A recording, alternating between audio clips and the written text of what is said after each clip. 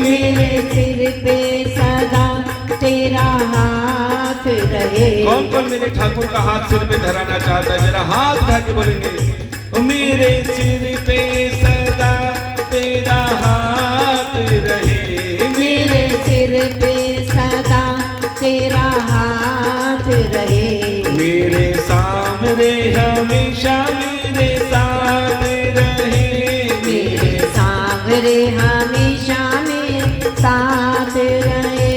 जैसे दीपक में ज्योति दोनों साथ रहे, जैसे दीपक में ज्योति दोनों साथ रहे। मेरे सामने हमेशा मेरे साथ रहे, मेरे सावरे हमेशा मेरे साथ रहे। और प्यारे, जब सांवरा साथ होता है ना तो इंसान कभी हारता नहीं है। कितने ही दुख आ जाएं, लेकिन मेरा ठाकुर तुम्हारी उस समय परीक्षा ले रहा होता है। जिसका विश्वास पक्का है प्यारे, मेरा गोविंद उसे हारने भी नहीं देता। वो यही कहता है, हारा हूँ बाबा पर तुझ पे भरोसा है, हारा हूँ बाबा पर तुझ पे भरोसा है। जीतूंगा एक दिन मेरा दिल ये कहता है, जीतूंगा एक दिन मेरा दिल ये कहता है। मेरे माझी बन जाओ, मेरे नाम चला जाओ, मेरे माझी बन जाओ, मेरी नाव चला जाओ। बेटे को बाबा शाम तुम गले लगा जाओ, बेटे को बाबा शाम तुम गले लगा जाओ।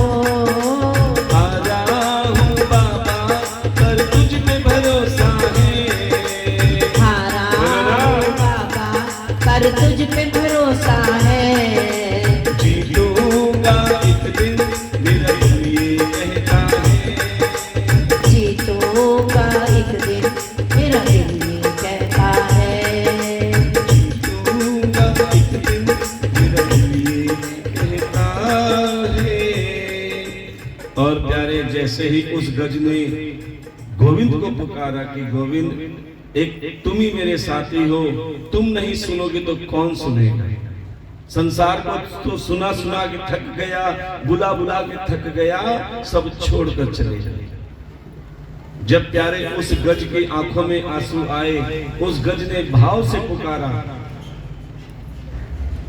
उस समय श्री हरि नारायण भगवान क्षीर सागर में लक्ष्मी जी से चरणों की सेवा करवा रहे थे। लक्ष्मी जी चरण दबा रही थी, सेवा कर रही थी। अचानक श्री हरि नारायण भगवान मुस्कुराते मुस्कुराते आंखों में आंसू बहने लगे। लक्ष्मी ने कहा कि प्रभु ये क्या हुआ? अभी तो आप प्रसन्न हो रहे थे, आपकी आंखों में आंसू।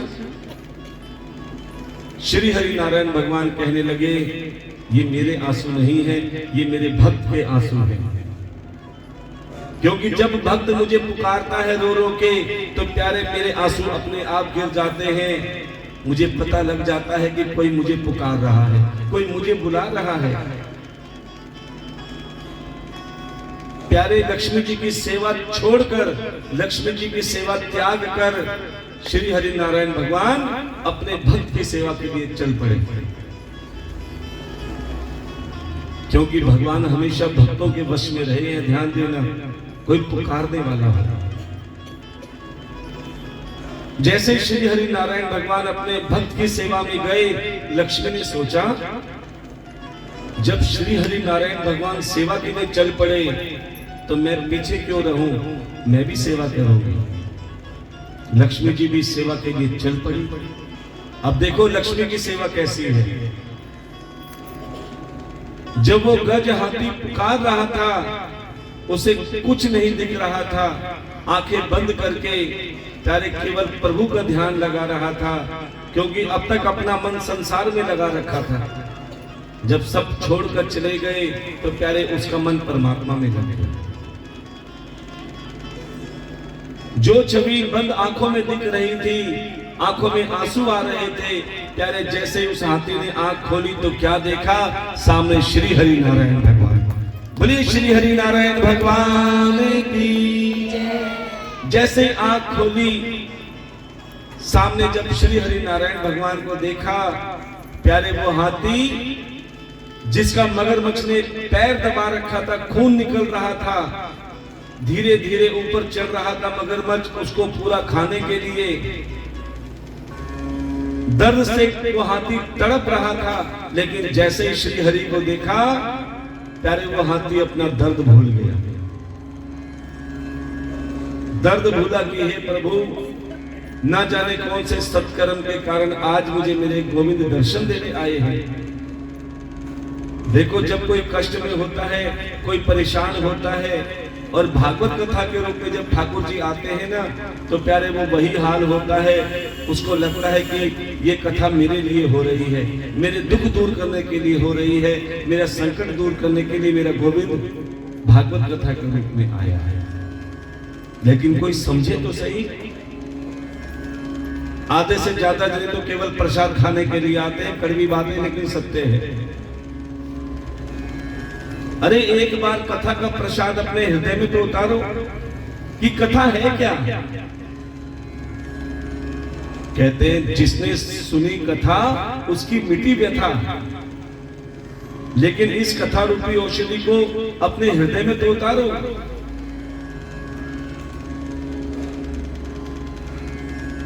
अब प्यारे गज अपना दर्द भूल चुका कि मेरे को हाथी ने, गज ने, मगरमच्छ ने पकड़ रखा है। आंखों से अब खुशी के आंसू आ रहे हैं कि मेरा गोविंद मेरे से मिलने के लिए आया है। लेकिन उस हाथी ने सोचा कि मैं अपने प्रभु को क्या भेंट दूं, मेरे पास तो कुछ है ही नहीं सिवाय आंसुओं के। अब ये प्राण मेरे भी नहीं रहे, क्योंकि कुछ ही देर में ये मगरमच्छ मुझे मार देगा। अब ये प्राण भी मेरे नहीं, तो मैं प्रभु को क्या दूं। तभी प्यारे उस गज ने देखा, उस हाथी ने देखा, नदी में एक कमल का फूल पड़ा है। अच्छा एक बात बताओ, ये कमल कहां उगता है? कीचड़ में। लेकिन नदी में कैसे आ गया? तो सज्जनों आपको बता दें, ये कमल और कोई नहीं, ये लक्ष्मी जी की सेवा है। लक्ष्मी जी कहां बैठी हैं? कमल पर। उसने अपना वाहन अर्थात अपना सिंहासन भेंट कर दिया कि मेरे ठाकुर को ये कमल ही दे दे। अरे तुम मन तो बनाओ मेरे ठाकुर की सेवा करने का, लक्ष्मी भी तुम्हारा साथ देगी। ये मत सोचना कि हमारे पास नहीं है तुम सेवा नहीं कर सकते। अरे भगवान कहते तू मन तो बना, व्यवस्था में अपने आप कर दूंगा। ये लक्ष्मी सब जानती है कि कौन मेरे ठाकुर की सेवा में लगा है। जो ठाकुर की सेवा का मन बनाता है, प्यारे लक्ष्मी उसके लिए व्यवस्था अपने आप कर देती है। अब उस हाथी ने नदी में से वो सूंड से वो फूल उठाया कि हे गोविंद, मेरे पास और कुछ नहीं, ये पुष्प है। जैसे ही सूंड से ठाकुर को पुष्प देने लगा, श्री हरि ने प्यारे उस पुष्प के साथ साथ हाथी की सूंड पकड़ी और प्यारे ऊपर उठाना चालू कर दिया कि अब तेरे जीवन का उद्धार हो रहा है, मैं तुझे अपनी शरण में ले रहा हूं। तभी चमत्कार हुआ क्या कि हाथी तो ऊपर आ ही रहा था, लेकिन प्यारे उसके साथ मगरमच्छ भी ऊपर आ रहा था। क्यों? मगरमच्छ ने पैर नहीं छोड़ा। अब हाथी ने देखा कि मेरे ठाकुर मुझे लेकर जा रहे हैं। उसने मगरमच्छ से कहा, भैया अब तो छोड़ दे, मेरा गोविंद मुझसे मिलने आया है, मुझे गोविंद मेरे साथ लेके जा रहा है। मगरमच्छ ने कहा, अरे भैया तुझे कैसे छोड़ दूं, मेरी वजह से ही तो श्री हरि आए हैं। बड़े ध्यान से सुनना, मेरी वजह से ही तो श्री हरि आए हैं। बोले कैसे? बोले जब तू अपने परिवार के साथ मस्त था, क्या तूने भगवान को याद किया? जब सुख साधन थे तो क्या भगवान को कोई याद करता है? मैं काल बन के आया और तेरे पैर पकड़ लिए। जब तेरे को कष्ट हुआ, जब तेरे को दुख पहुंचा, तब तूने गोविंद को याद किया। कहते हैं सुख में कोई इतनी जल्दी भगवान को याद नहीं करता। हाँ, दुख पड़ता है तो भगवान मुझे बचा ले, मेरा साथ दे दे, ये दे दे, वो दे दे, ना जाने क्या क्या मांगते हैं। कब? जब दुख पकड़ लेता है। ऐसे जब मैंने तुझे पकड़ा तब तूने भगवान को याद किया। इसका मतलब मैं भी बराबर का हकदार हूं साथ जाने के लिए। तेरा ही उद्धार नहीं, मेरा भी उद्धार होगा। इसीलिए कहते हैं प्यारे, दुख में घबराना नहीं चाहिए। दुख आए तो भगवान का धन्यवाद देना। अगर जब भगवान ज्यादा धन दौलत देता है ना, इसका मतलब अपने से दूर करता है। भगवान जब ज्यादा धन दौलत आती है ना, इंसान प्लॉट गिनना चालू करता है। मेरा इतना किराया आ रहा है, मेरे इतने प्लॉट बन रहे हैं, इतना काम हो रहा है, ये सब याद रहता है। लेकिन भगवान क्योंकि बिजी हो जाता है। और प्यारे, इसीलिए भगवान थोड़ा थोड़ा दुख देता है कि कम से कम मुझे मत भूलना। इसीलिए सुख आए तो भी सरल रहना और दुख आए तो भी सरल रहना।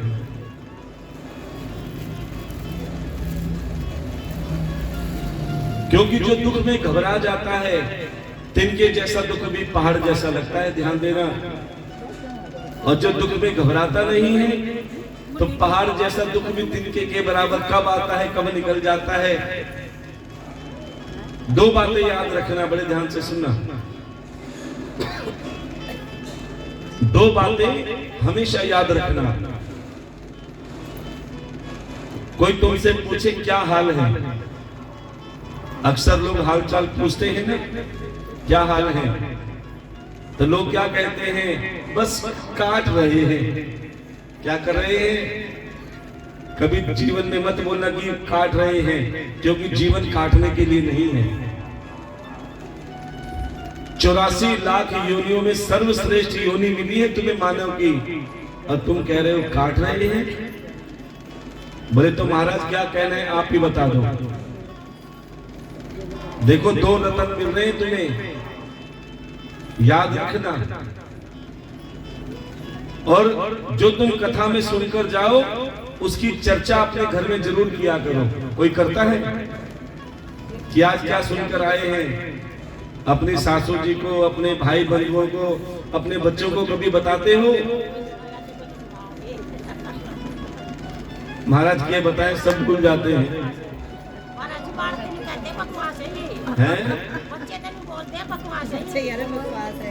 बहुत अच्छी बात है, क्योंकि उनको पका पकाया मिल रहा है। ये सच्चाई है।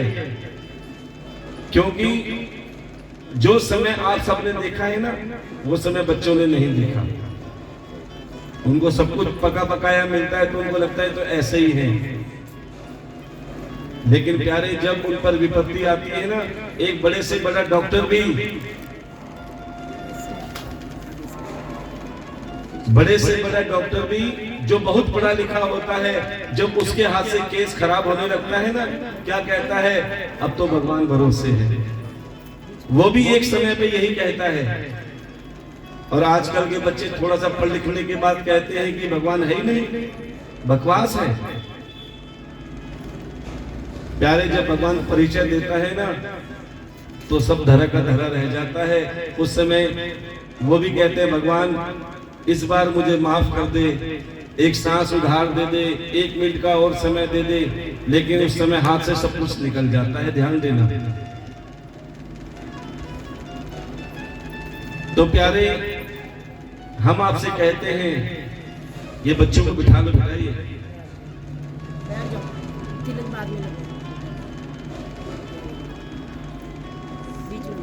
कि दो चीजें याद रखना। कोई तुमसे पूछे क्या हाल है, ये मत कहना कि बस काट रहे हैं। अगर तुम्हारे घर में सुख साधन है, सुख साधन का मतलब ये नहीं कि तुम्हारे पास बहुत एयर कंडीशन है, बड़े बड़े सुख साधन हैं। अरे इतना हो कि तुम्हारा परिवार भी सुख से चले। हम एक बात कहते हैं कि जरूरी नहीं कि घर में 2 लाख रुपए की डाइनिंग टेबल हो तभी सुख मिलेगा। अरे हमने ऐसे ऐसे देखे हैं, हमें लोग अपने घरों में जब चरण डलवाते हैं ना, हमारे लिए झोपड़ी भी बराबर है और महल भी बराबर है, बस भाव होना चाहिए चरण डलवाने का। एक मकान में गए जो आलीशान कम से कम 1000 गज का था, शीश महल था, अंदर बैठे, शीशे की डाइनिंग टेबल थी, लेकिन प्यारे हम 1 घंटा बैठे रहे, कोई आया भी नहीं। क्यों? कोई होगा तो आएगा। एक बूढ़ी मैया थी और एक बूढ़े बाबा थे, बस उस 1000 गज में शीश महल में। हमने उनसे पूछा, बाबा क्या बात है, घर में और कोई नहीं है? बोले सारे बेटे विदेश चले गए। अब सोचो ऐसी डाइनिंग टेबल का क्या फायदा जो खाना खाने वाला कोई है नहीं। अरे फटी पुरानी चटाई हो, पूरा परिवार बैठ के हंसी खुशी खेल कर खाए, तो प्यारे वो 2 लाख की डाइनिंग टेबल से वो फटी चटाई बहुत अच्छी है जहां पूरा परिवार बैठ के खाता है।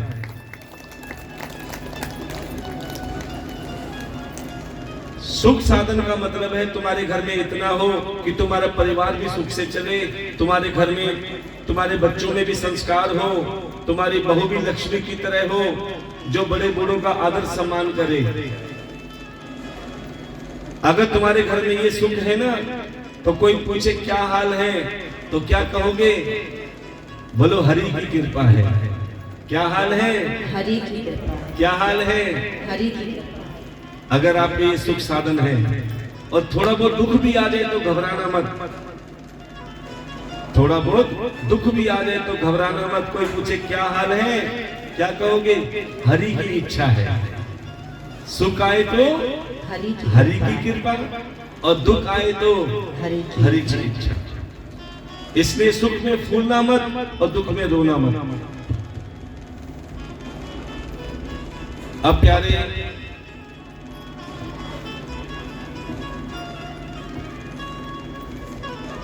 कि अगर गोविंद को आपने अपना बना लिया तो प्यारे आपको दुख में भी आनंद आएगा, क्योंकि एक बार कन्हैया ने कुंती माँ से कहा कि माँ आज मैं बहुत प्रसन्न हूँ, मांगो क्या मांगती हो। आज मैं बहुत प्रसन्न हूँ, मांगो क्या मांगती हो। तो कुंती माँ ने कहा कि बेटा आज तो बहुत प्रसन्न है। बोले हाँ। जो मांगूंगा वो दोगे? बोले हाँ। बोले तो मुझे इतना दुख देना, इतना दुख देना, हर दुख में केवल तेरा ही नाम निकले। क्योंकि अगर तुमने मुझे सुख दे दिया, हो सकता है मैं तुम्हारा नाम लेना भूल जाऊं। इसलिए भगवान से कहना कि प्रभु चाहे सुख हो या दुख हो, हम दोनों स्वीकार करते हैं, क्योंकि दोनों जीवन को जीने का एक जरिया है। संत महात्मा कथा के द्वारा, सत्संग के द्वारा हमें समझाते हैं। कभी साधु संतों को तुमने जो हिमालय में है, जो वन में तपस्या करते हैं ना, उनकी इच्छाएं नहीं होती। वो तो कहते हैं कि हे गोविंद हमें ना सुख से लेना ना दुख से लेना, सुख आए तो भी अच्छा और दुख आए तो भी अच्छा। एक बार वो भाव आप भी बनाकर देखना, प्यारे कभी परेशान नहीं होंगे। तो सभी बड़े भाव से गोविंद से यही कहेंगे,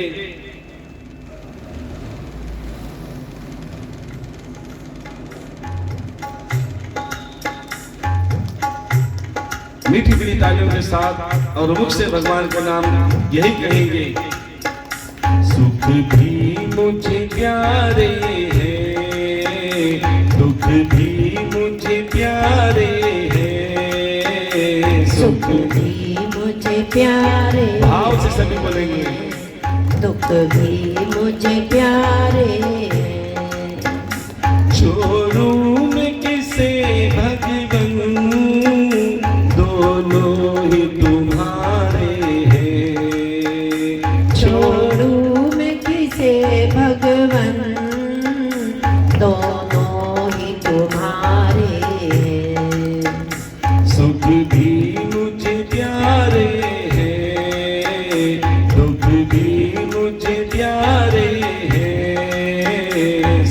भी मुझे प्यारे हैं, दुख भी मुझे प्यारे हैं। छोड़ूं मैं किसे भगवन, दोनों ही तुम्हारे हैं। छोड़ूं मैं किसे भगवन, दोनों ही तुम्हारे हैं। और प्यारे, सुख आता है तो इंसान क्या करता है, और दुख आता है तो क्या करता है। सुख में तुझे याद करूं, दुख में फरियाद करूं। सुख में तुझे याद करूं, दुख में फरियाद करूं।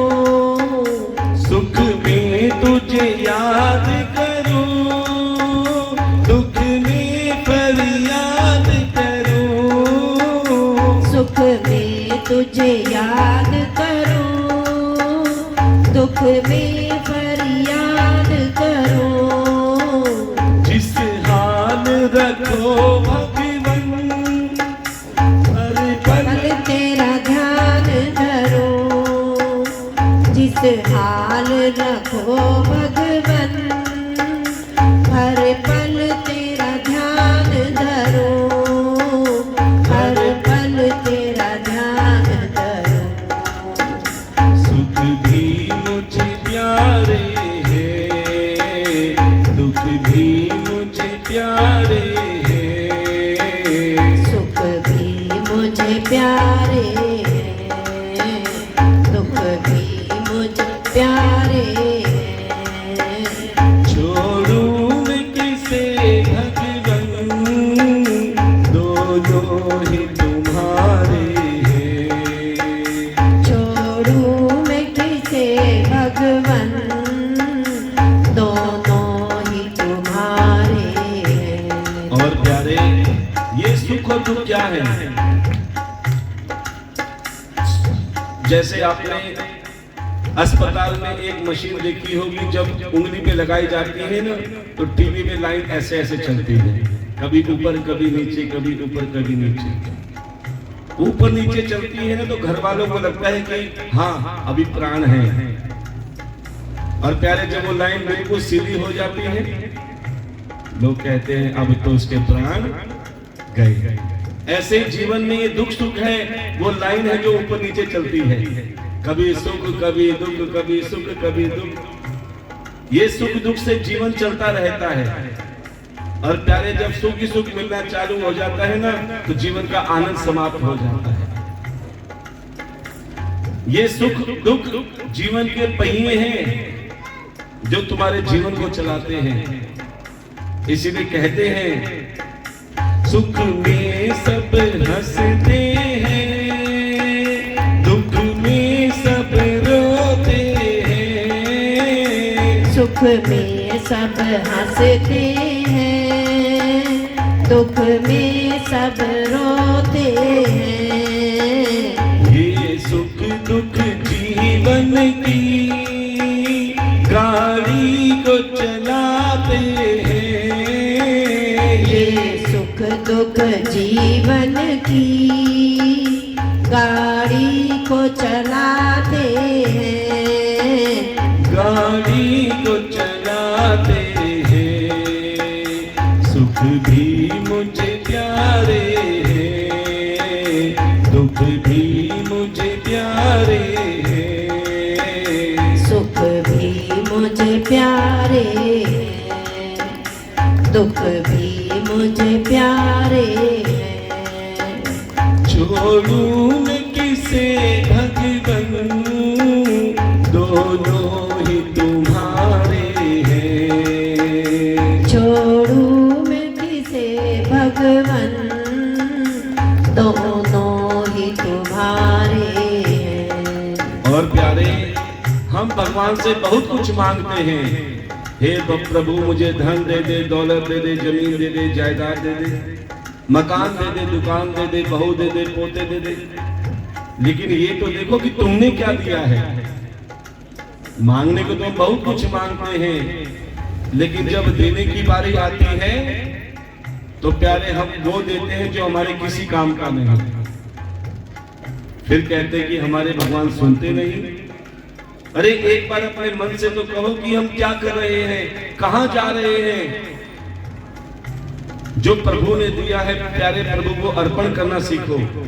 विश्वास करो प्रभु की दी हुई सेवा पर कि हम इतनी भी सेवा करते हैं तो भगवान ना जाने किस रूप में हमें बढ़ाकर देता है। एक बार अपने मन से कहकर देखो, क्या मैं कैसे कहूँ तुझको ये दे दे या वो दे दे। मैं कैसे कहूँ तुझको ये दे दे या वो दे दे। जो भी तेरी है मर्जी, मर्जी से भी जो दे दे। जो तेरी मर्जी, मर्जी से भी वो दे दे। मर्जी से जो भी दे दे। सुख भी मुझे प्यारे हैं, दुख भी मुझे प्यारे हैं। छोड़ूं मैं किसे भगवन, दोनों ही तुम्हारे हैं, दोनों ही तुम्हारे हैं, दोनों ही तुम्हारे हैं। प्रेम से बोलना पड़ेगा, राधे राधे, जोर से बोलना पड़ेगा। राधे राधे। इसीलिए कहते हैं प्यारे, सबसे बड़ा सुख है मन की शांति। गले में मोटी मोटी चैन हो या ना हो, लेकिन मन में चैन बिल्कुल होना चाहिए। और वो चैन कब मिलता है प्यारे, जब मन में गोविंद बसे। जब तक संसार बसा है ना, चैन नहीं मिलेगा। ध्यान देना, पूरी जिम्मेदारी से सारे कार्य करो, कौन मना करता है। संत ये नहीं कहते कि तुम गृहस्थी छोड़ के सन्यासी बन जाओ, बिल्कुल मत बनना। जंगल में चले जाओ या हिमालय में तप करो, बिल्कुल मत करना। क्योंकि सबसे बड़ा धर्म क्या है, सबसे बड़ा तप क्या है प्यारे, सबसे बड़ा तप है गृहस्थ आश्रम। गृहस्थी में रहकर सारे कार्य जिम्मेदारी से निभाओ, लेकिन अपना मन प्रभु के चरणों में लगाओ, अपना मन प्रभु की सेवा में लगाए रखो। सबकी कार्य करो, पति की भी सेवा करो, सास ससुर की भी सेवा करो, बच्चों को भी खूब पालो, लेकिन अपना मन प्रभु के चरणों में लगाए रखो। आज आप देख रहे हो 80% घरों में महाभारत हो रही है। बताया था ना, 4 कलाकार की वजह से। 4 कलाकार कौन कौन से थे? धृतराष्ट्र, दुर्योधन, दुशासन और द्रौपदी, जिनकी वजह से महाभारत हो रही है। लेकिन एक कारण और भी है, जो आज 80% घरों में पति और पत्नी के बीच में महाभारत हो रही है ज्यादातर। ये 2 कारण कौन से हैं? एक कारण, सुबह पतिदेव राम बन के निकलते हैं, रात को भैरव बन के आते हैं। दूसरा ये मोबाइल, इंसान होता कहां है, बताता कहां है, कहता कुछ है, करता कुछ है। अगर आप चाहते हो कि हमारे घर में महाभारत ना हो, हमारे घर में श्री हरि नारायण भगवान का वास हो, लक्ष्मी का वास हो। कौन कौन चाहता है हमारे घर में नारायण भगवान का वास हो? हाँ, देखो गुब्बारा भी बता रहे हैं फटके। अगर आप चाहते हो कि हमारे घर में नारायण भगवान का वास हो, तो भागवत कथा में कुछ नियम बताए गए हैं। उन नियम का पालन जरूर करना। और ये हमारा विश्वास है, जो ये भागवत कथा के नियम का पालन करेगा, अगली बार भगवान ने अगर हमें बुलाया, अगर यहाँ पर कथा हुई, तो आप सब हमें अच्छी अच्छी खुशखबरी दोगे और हमें हर बार मिलती है, ध्यान देना। कई कहते हैं महाराज जी कई सालों से हमारे घर में बच्चों की किलकारी नहीं गूंजी थी, कोई 7 साल, कोई 10 साल, कोई 12 साल। बोले जैसे हमने आपकी कथा में अपनी बहू से, अपनी बेटी से गोद भरवाई, घर में लड्डू गोपाल जी आ गए, आंगन में राधे रानी खेलने लगी। ये बीच का रास्ता बना, बड़ी खुशी मिलती है हमें। ये बच्चे इधर हो जाओ बेटा। जब आपको भागवत कथा का फल मिलता है। कई कहते हैं महाराज जी हम किराए के मकान में थे, भागवत जी की कृपा से हमने कथा सुनी, सेवा करी, आज हमें छोटा सा ही लेकिन अपना घर बन गया। किसी का अपना घर था महाराज जी, प्लस्तर भी नहीं हो रहा था, आज 4 मंजिल मकान बनने जा रहा है। क्या ये भागवत जी की कृपा है? ध्यान देना, अगर समझो तो। भागवत कथा में की गई सेवा कभी व्यर्थ नहीं जाती, बस वो सेवा कैसी हो वो आपके भाव पे निर्भर करता है। अब बड़े ध्यान से सुनना, ये भागवत कथा के नियम छोटे छोटे हैं लेकिन बहुत काम के हैं। सबसे पहला नियम, जब भी आप अपने घर के अन्नपूर्णा मंदिर में जाओ, अन्नपूर्णा मंदिर किसे बोलते हैं? रसोई घर। जब भी आप अपने घर के अन्नपूर्णा मंदिर अर्थात रसोई में जाओ, सबसे पहले कोशिश करो कि स्नान करके जाओ, क्योंकि पूरे परिवार का जो रसोई घर होता है ना, वो इंजन होता है, वहीं से ही सबका पालन पोषण चलता है। और जब वो पवित्र नहीं होगा तो काम कैसे चलेगा? इसलिए कोशिश करो स्नान करके जाओ। लेकिन कई बहुएं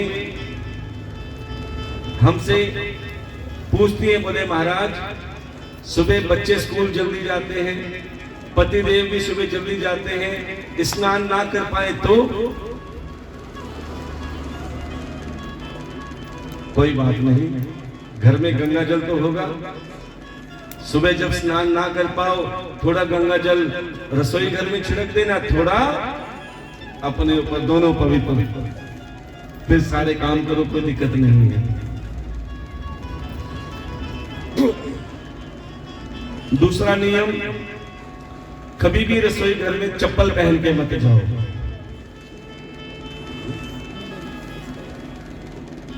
कभी भी रसोई घर में चप्पल पहन के मत जाओ। कई बार हमें जब भोजन के लिए या चरण डालने के लिए बुलाते हैं ना, तो हम चप्पल भारी उतारते हैं, जूते भारी उतारते हैं, अंदर से आवाज आती है, बोले महाराज जी आ जाओ आ जाओ, चप्पल पहन के हमारे यहाँ तो चलता है।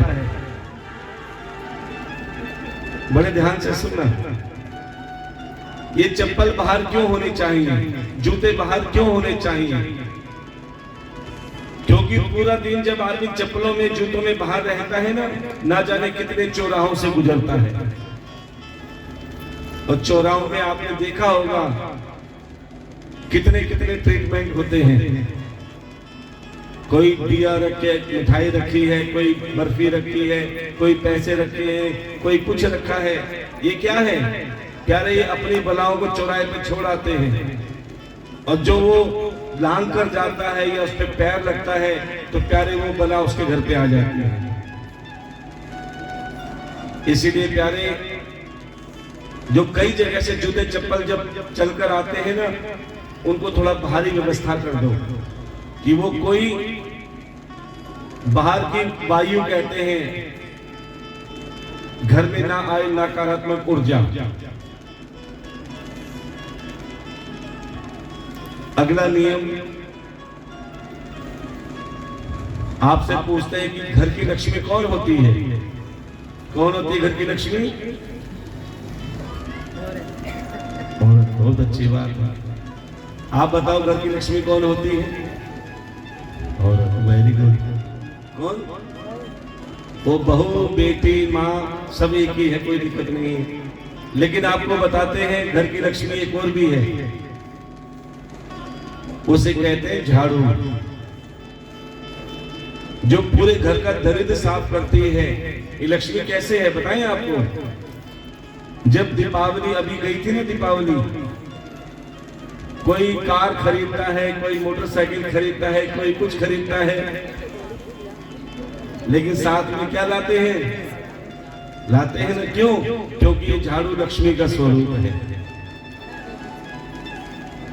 अक्षय तृतीया पर भी आपने देखा होगा, कोई सोना खरीदता है, कोई चांदी खरीदता है, कोई हीरे खरीदता है, कोई बर्तन खरीदता है और कोई झाड़ू, क्योंकि ये झाड़ू भी लक्ष्मी का रूप है। इसलिए आपको चाहिए उस झाड़ू रूपी लक्ष्मी की कदर करना सीख लो। कैसे की जाती है कदर? कभी भी झाड़ू पर ठोकर मत मारना। बताते हैं ना बड़े बूढ़े, कभी भी झाड़ू पे ठोकर मत मारना, पैर मत मारना, क्योंकि जिस झाड़ू रूपी लक्ष्मी पर पैर लगता है या ठोकर लगती है, प्यारे तकदीर में ठोकर लग जाती है, बनते काम उलझ जाते हैं। कभी भी झाड़ू को उल्टा खड़ा मत करना, क्योंकि जिस घर में झाड़ू उल्टी खड़ी होती है ना, सबके दिमाग भी उल्टे हो जाते हैं। कभी भी झाड़ू की तिलियां ढीली मत छोड़ना, कभी भी झाड़ू की तिलियां बिखरने मत देना, क्योंकि जिस घर में झाड़ू की तिलियां बिखरती है ना, परिवार बिखरने में भी देर नहीं लगती।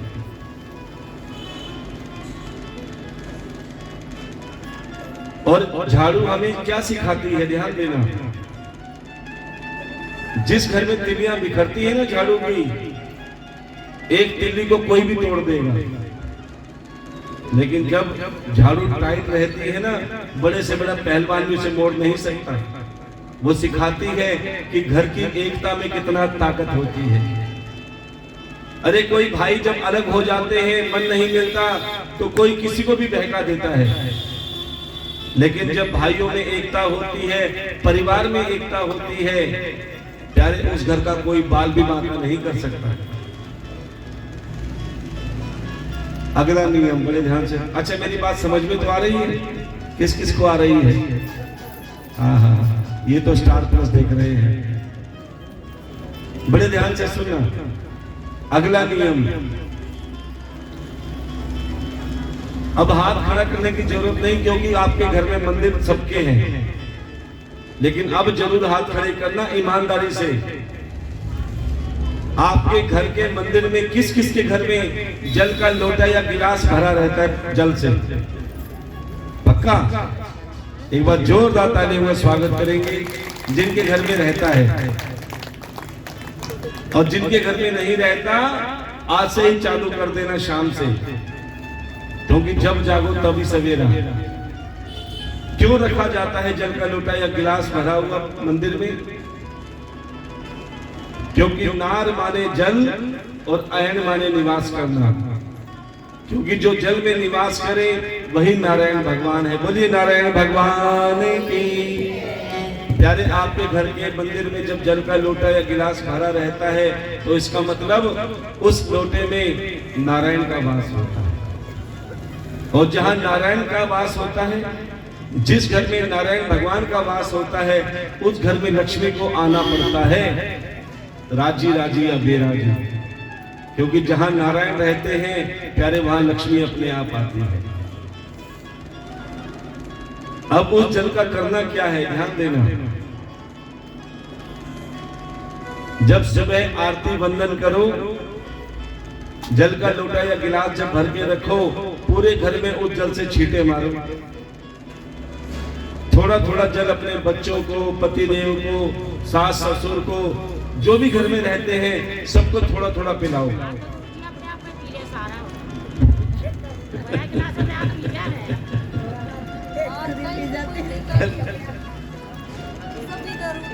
कोई बात नहीं, सबका नाम लेके खुद ही पी लो। प्रेम से बोलना पड़ेगा, जोर से बोलना पड़ेगा। इसे कहते हैं पक्की जाटनी। अच्छी बात है, देखो है, कोई बात नहीं। जैसा समय वैसा कार्य।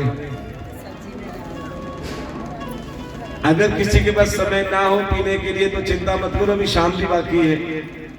क्या करना है? कोई कहे ना मेरे पास टाइम नहीं है, बाद में देखेंगे, कोई बात नहीं, शाम को तो पियोगे। कैसे पियोगे? जो शाम को बच जाए ना, जब रोटी बनाते हो ना, आटा गूंथते हो, थोड़ा आटे में मिला दो। सब्जी में क्या डालते हो? जब सब्जी बनेगी, रोटी बनेगी तो प्यारे वो सारा जल उसे में कर देना, जाने अनजाने में सबके पेट में जाएगा, और जिसमें वो जल जाएगा प्यारे वो चरणामृत बन जाएगा, प्यारे वो प्रसाद बन जाएगा। फिर उनके पास समय हो या ना हो, प्यारे वो सारा कार्य अपने आप हो जाएगा। फिर घर में चमत्कार देख लेंगे। और प्यारे, जैसा कि हमने बताया कि घर में जो आज टेंशन चल रही है, सारे घर में जो चिंताओं का माहौल है, पूरे घर में गिनती के 5 जने हैं, लेकिन आपस में बात करने का भी समय नहीं है किसी के पास। हाँ, मोबाइल चलाने का सबके पास समय है। पहले क्या होता था? सुबह उठते थे, सबसे पहले उठ के धरती माता को प्रणाम करते थे, माता पिता को प्रणाम करते थे, मंदिर में जाके मत्था टेकते थे। आज सुबह उठते ही क्या होता है बता दे? आंख खुलती नहीं, सबसे पहले मोबाइल ढूंढते हैं, और मोबाइल ढूंढते ही सबसे पहले व्हाट्सएप चेक करते हैं किस किस के मैसेज आए। ये आदत बन गई है, ध्यान देना। 5 जने हैं, सब अपने अपने मोबाइल में लगे हैं। पतिदेव वहां मोबाइल में कुर्सी पे लगे हैं, धर्मपत्नी पलंग पे लगी हुई है, रोटी बना रही है तो भी कहीं ना कहीं मोबाइल चल रहा है। बच्चे अपने अपने कमरों में मोबाइल से काम कर रहे हैं। किसी के पास आपस में बैठ के बात करने का समय नहीं है, सब व्यस्त हैं। अब हमारी वो माताएं बहनें ध्यान से सुनेंगी जो भोजन बनाती हैं। कौन कौन भोजन बनाती हैं? हाँ हाँ हाँ, आपके लिए स्पेशल है। हमारी माता जी कहते हैं हम तो बस खाते हैं, बनाने वाली तो बैठी है। बहुत अच्छी बात है। इसीलिए हमने बोला जो भोजन बनाती है वो ध्यान से सुने। जब भी भोजन बनाओ प्रेम से भोजन बनाओ, बड़े ध्यान से सुनना, ये सबसे बड़ा कार्य करना है आपने। जब भी भोजन बनाओ बहुत प्रेम से भोजन बनाओ, कभी क्रोध में भोजन मत बनाना, कभी चिंता में भोजन मत बनाना, कभी टेंशन में भोजन मत बनाना। जब क्रोध आए थोड़ी देर रुक जाओ, क्योंकि प्यारे अगर आपने क्रोध में भोजन बना दिया ना, कितने ही बढ़िया मसाले डाल दो क्रोध में या चिंता में या टेंशन में, वो स्वाद नहीं आएगा। बल्कि जो खाएगा ना, जैसा खाया अन्न वैसा हुआ मन। इसीलिए प्यारे जब भी भोजन बनाओ एक बार भगवान को हाथ जोड़ के कहो कि प्रभु ये मैं भोजन नहीं तेरा प्रसाद बना रही हूँ। और जब प्रभु से आप कहोगे कि मैं तेरा प्रसाद बना रही हूँ, प्यारे तुम्हारे घर में कोई मसाले हो या ना हो, अगर तुमने नमक डाल के भी सब्जी बना दी तो प्यारे MDH के मसालों का स्वाद आ जाएगा। क्यों? क्योंकि तुम्हारा भाव अच्छा है। जैसे भाव से तुम कार्य करते हो ना प्यारे, वो भाव भोजन में जरूर आते हैं। एक पंडित जी एक बनिया के घर में हर पूर्णिमासी को भोजन करने जाया करते थे,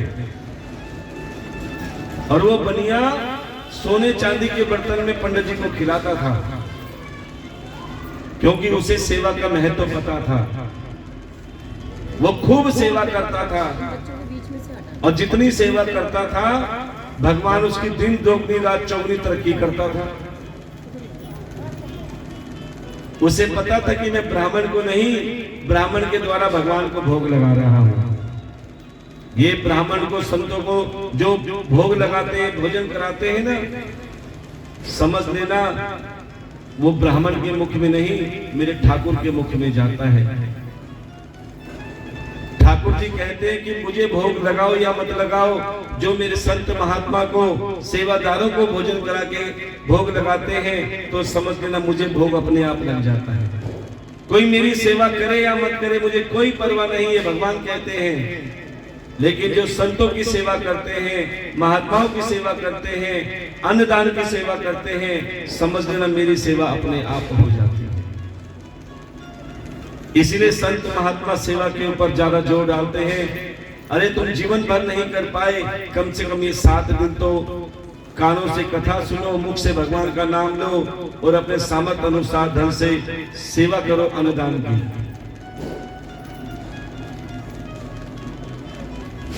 अब जैसा कि हमने बताया 80% घरों में पति और पत्नी में महाभारत हो रही है। ये 2 कारण बताए ना।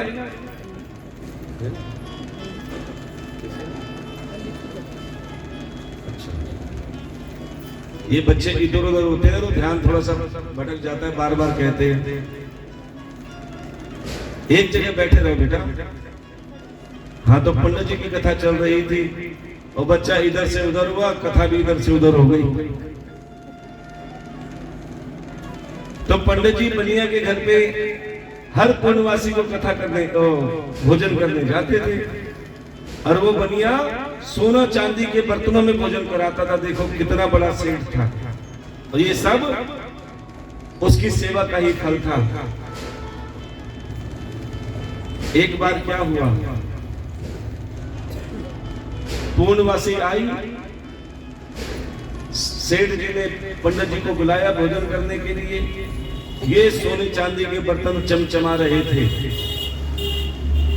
पंडित जी ने भोजन किया। भोजन करते करते पंडित जी के मन में एक बात याद आ गई, अरे मैं इतने सालों से भोजन कर रहा हूं, इसके पास इतने सोने चांदी के बर्तन हैं, एक चम्मच जेब में रख लेता हूं चांदी की, एक चम्मच जेब में रख लेता हूं, क्या पता चलेगा इसको।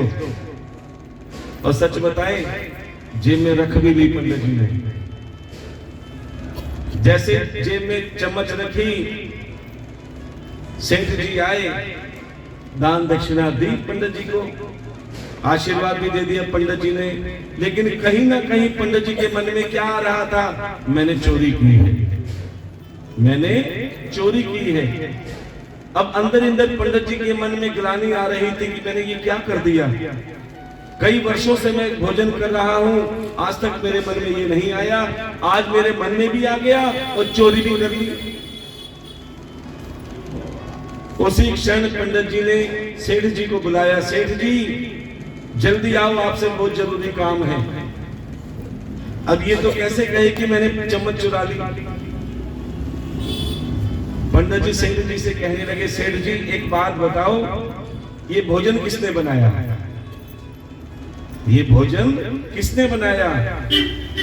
लगता है भोजन बनाने वाला कोई नया रसोइया लिया है। सेठ जी कहने लगे, महाराज जी आपको कैसे पता चला, आपको कैसे पता चला कि हमारे घर में नया रसोइया आया है भोजन बनाने के लिए। बोले जरा रसोइये वाले को बुलाओ। अब सेठ जी ने उस रसोइया वाले को बुलाया जिसने भोजन बनाया था। अब पंडित जी कहने लगे, भैया एक बात बताओ, तुम नए आए हो। बोले हाँ। कब आए हो। बोले कल रात को ही आया हूं, मैंने ही भोजन बनाया जो आप खा रहे हो। बोले एक बात पूछूं। बोले पूछो। बोले जब तुम भोजन बना रहे थे तुम्हारे मन में क्या विचार आ रहे थे। पंडित जी ने रसोइया से पूछा कि जब तुम भोजन बना रहे थे तुम्हारे मन में क्या विचार आ रहे थे, ईमानदारी से बताना, तुम्हें ठाकुर जी की सौगंध है। अब रसोइया ने कहा, सच बताऊं पंडित जी। बोले जो रसोइया शुरू से इनके यहाँ पर है ना, वो एक दिन के लिए बीमार पड़ गया और एक दिन के लिए मैं आया हूं। और जब मैंने भोजन बनाने लगा मैंने देखा, अरे औरों के घर में तो स्टील के, तांबे के, पीतल के बर्तन हैं, सेठ जी के घर में तो सोने चांदी के बर्तन हैं। अगर मैं एक चम्मच चुरा लूंगा तो सेठ जी को क्या पता लगेगा। यही विचार से मैंने भोजन बनाया। देखो उसके मन में विचार चल रहा था, उसी मन के हिसाब से उसने भोजन बनाया। और प्यारे जब भोजन बन के तैयार हुआ, भोजन किसने खाया? तो जैसा खाया अन्न वैसा हुआ मन। तुम्हारे मन में विचार गलत थे, तुमने उसी विचारों से भोजन बनाया और मैंने वो गलत विचार वाला भोजन खा लिया, मेरे मन में भी चोरी का विचार आ गया। इसीलिए कहते हैं प्यारे जब भी भोजन बनाओ बिल्कुल यही कहो कि हे गोविंद मैं तुम्हारा प्रसाद बना रही हूँ। और जब आप ये कहकर बनाओगे तो प्यारे वो भोजन ही महाप्रसाद बन जाएगा, फिर चाहे उसमें मसाले हो या ना हो। अभी आपको बताया था ना, पति और पत्नी में जो झगड़े चल रहे हैं यही दो कारण की वजह से चल रहे हैं। एक तो सुबह राम बन के निकलते हैं, रात को भैरव बन के आते हैं। दूसरा मोबाइल, होते कहाँ हैं बताते कहाँ हैं, कहते कुछ है और करते कुछ है। अब धर्म पत्नी पति देव को तो कुछ कह नहीं सकती, चाहे भैरव बन के आए चाहे कुछ बन के आए। क्यों? भला है बुरा है जैसा भी है, मेरा पति मेरा क्या है? देवता है। अब पति देव को तो कुछ कह नहीं पाती, सारा गुस्सा भोजन पे निकालती जब आटा गूंथती है, दही घूसे घूसे मारती है। बोले नाच बेटा जाता कहाँ है बताता कहाँ है, कहता कुछ है करता कुछ है। मेरा बस चले ना इसकी रोटी में जहर मिला दूं, क्योंकि जब मन बुरा सोचता है ना पता नहीं क्या कहां तक पहुंच जाता है। अब सोचो ऐसे मन के भाव से जब भोजन बनेगा तो कैसा भोजन बनेगा। अब पत्नी ने वो क्रोध में भोजन बना के तैयार कर दिया। सुबह पति देव, रात को पति देव आए, वो क्रोध वाला भोजन खाया। अब तक दिमाग शांत था पति देव का, लेकिन भोजन कौन सा खाया? क्रोध वाला। जैसे क्रोध वाला भोजन खाया, क्या कहने लगे पति देव? ये तो मैं बच्चों के लिए घर में आता हूं, वरना इस घर में मैं आऊं ही ना। ये किसका असर है?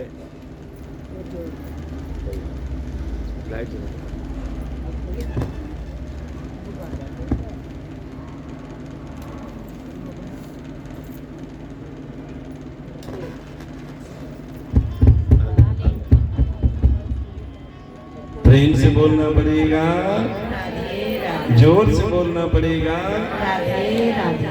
तो हम कहाँ थे? हाँ, इसका मतलब आपका ध्यान भी है ना। अब क्रोध वाला भोजन खाया, पति देव ने कहा अरे ये तो मैं बच्चों के लिए आता हूँ, वरना इस घर में मैं आऊं ही ना। ये किसका असर था? प्यारे क्रोध वाले भोजन का असर था। अच्छा, एक दुखी व्यक्ति एक बाबा के पास पहुंच गए। ये भोजन की बात बता रहे हैं आपको कि एक व्यक्ति बहुत दुखी एक बाबा के पास पहुंच गए। बोले बाबा मैं बहुत दुखी हूं। बोले किससे दुखी हो? बोले धर्म पत्नी से। बोले कैसे? बोले घर में जीने नहीं देती, बार बार कहती कहाँ जा रहे हो, कहाँ से आए हो, ये कब लाओगे, ये कैसे करोगे, सारा दिन कुछ ना कुछ बोलती रहती है।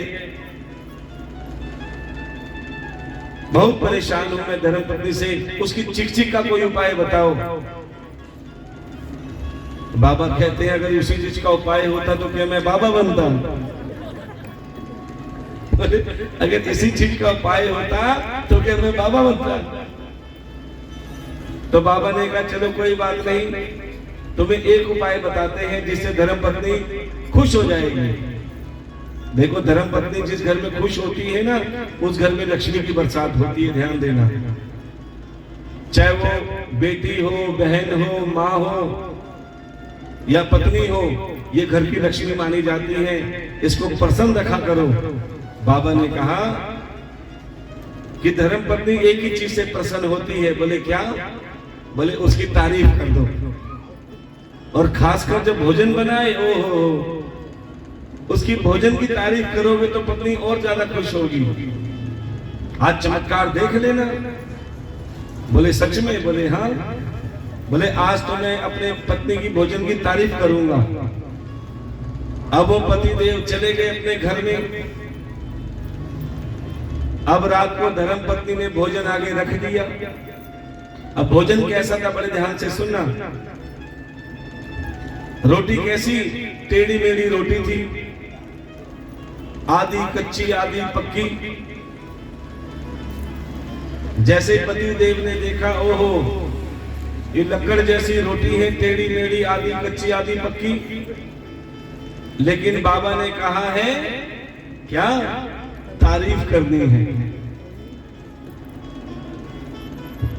वो पति देव कहने लगे, अरे भगवान क्या चांद जैसी रोटी बनाई है। टेढ़ी मेढ़ी कच्ची पक्की रोटियां थी, लेकिन पति देव ने कहा क्या चांद जैसी रोटी बनाई है। सब्जी देखी, उसमें ना आलू थे ना टमाटर थे ना सब्जी थी, पानी पानी तैर रहा था। लेकिन बाबा ने कहा है तारीफ करनी है। पत्नी से कहा, रे भगवान ऐसी सब्जी तो मैंने आज तक नहीं खाई। क्या शाही पनीर जैसी सब्जी बनाई है। अब रायता देखा, ना उसमें दही था ना कोई बूंदी थी। लेकिन बाबा ने कहा है तारीफ करनी है। बोले क्या भगवान चरनामत जैसा रायता बनाया है। अब तो धर्म पत्नी को गुस्सा आ गया, अंदर से डंडा लाई और पति देव को दय मार मार के सूद दिया। बोले नास बेटे, 15 साल से तुझे भोजन करा के दे रही हूँ, टिकड़े दे रही हूँ, तब तो तूने तारीफ नहीं करी। आज मैं पहली बार होटल से खाना ले आई तो तारीफ के पुल बांध रहा है। तो सजनों कहने का भाव क्या है प्यारे, कभी कभी तारीफ भी भारी पड़ जाती है। घर में मुस्कुराते रहो प्यारे, कोई ना कोई बात हो, टेंशन दिमाग से निकाल दो। जिस घर में हंसी के ठहाके गूंजते हैं, जिस घर में बच्चे माता पिता सब प्रेम से बात करते हैं प्यारे, उस घर में नारायण भगवान रहते हैं। और जिस घर में नारायण भगवान रहते हैं उस घर में लक्ष्मी की हमेशा कृपा रहती है। तो प्यारे, जिस घर में प्रेम रहता है उस घर में भगवान रहते हैं, ये सच्चाई है। क्योंकि देवकी के 8वां पुत्र जब हुआ तो वसुदेव जी ने उस लला को गोकुल में छोड़ा। किसके पास? यशोदा मैया के पास।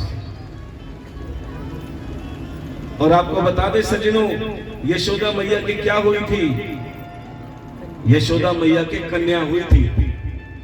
और वो कन्या उठाकर वसुदेव जी वापस मथुरा कारागार में देवकी की बगल में सुला आए। और जब सुबह हुई, कंस को पता लगा कि देवकी की 8वीं संतान हो गई है। देखो, इधर गोकुल वाले आनंद मना रहे थे, उनके पास कुछ भी नहीं था लेकिन फिर भी प्रसन्न थे। कल कह रहे थे ना, नंद के आनंद भयो जय कन्हैया लाल की, यशोदा के लल्ला भयो जय कन्हैया लाल की। इसका मतलब उनके घर में कृष्ण रूपी आनंद आ रहा था। इधर कंस को देखो, जिसके पास सब कुछ था, सोने का सिंहासन था, सोने चांदी के बर्तनों में भोजन करते थे, लेकिन फिर भी मन बेचैन था। क्योंकि सब कुछ तो था लेकिन कृष्ण नहीं था, कृष्ण रूपी आनंद नहीं था, मन प्रसन्न नहीं था। इसलिए बार बार कहते हैं, भगवान से कहना कि हे गोविंद, हमारे गले में भले मोटी मोटी चैन ना हो लेकिन मन में चैन जरूर देना। और वो मन में चैन जब आता है जब तुम्हारे मुख से भगवान का नाम निकलता है और हाथों से सेवादान होता है, वो सबसे बड़ा आनंद है। ध्यान देना। अब जैसे ही कंस को पता लगा कि देवकी के पुत्र के रूप में मेरे काल ने जन्म लिया है, मेरी मृत्यु ने जन्म लिया है, कंस जैसे ही देवकी के पास पहुंचे, क्या देखा? छोटी सी कन्या अंगूठा चूस रही थी। क्योंकि उससे पहले वसुदेव जी गोकुल में लल्ला छोड़ आए और यशोदा मैया के कन्या को ले आए थे। जैसे ही महाराज कंस ने देखा कि नारद ने तो कहा था कि तेरा काल बन के बालक आएगा, ये तो कन्या है, तब कंस को याद आया कि नारद जी ने एक बात और कही थी कि नारायण छलिया है, कब 8वें से पहले में आ जाए और कब बालक से कन्या बन जाए, वो कोई भी रूप ले सकते हैं। मोहिनी का रूप में लिया था ना, वो छलिया है। अब कंस ने क्या किया, देवकी के बगल में से वो छोरी को उठाया, कन्या को उठाया और दीवार पे पटक के मारने लगे। प्यारे तभी वो कन्या हाथ से छूटकर तुरंत आकाश में उड़ गई, बिजली बनी और आकाशवाणी हुई, रे कंस तू मुझे क्या मारेगा, तुझे मारने वाला तो गोकुल में पैदा हो गया है। बोलिए नंद के लाला की, यशोदा के लाल की, मदन गोपाल की जय हो।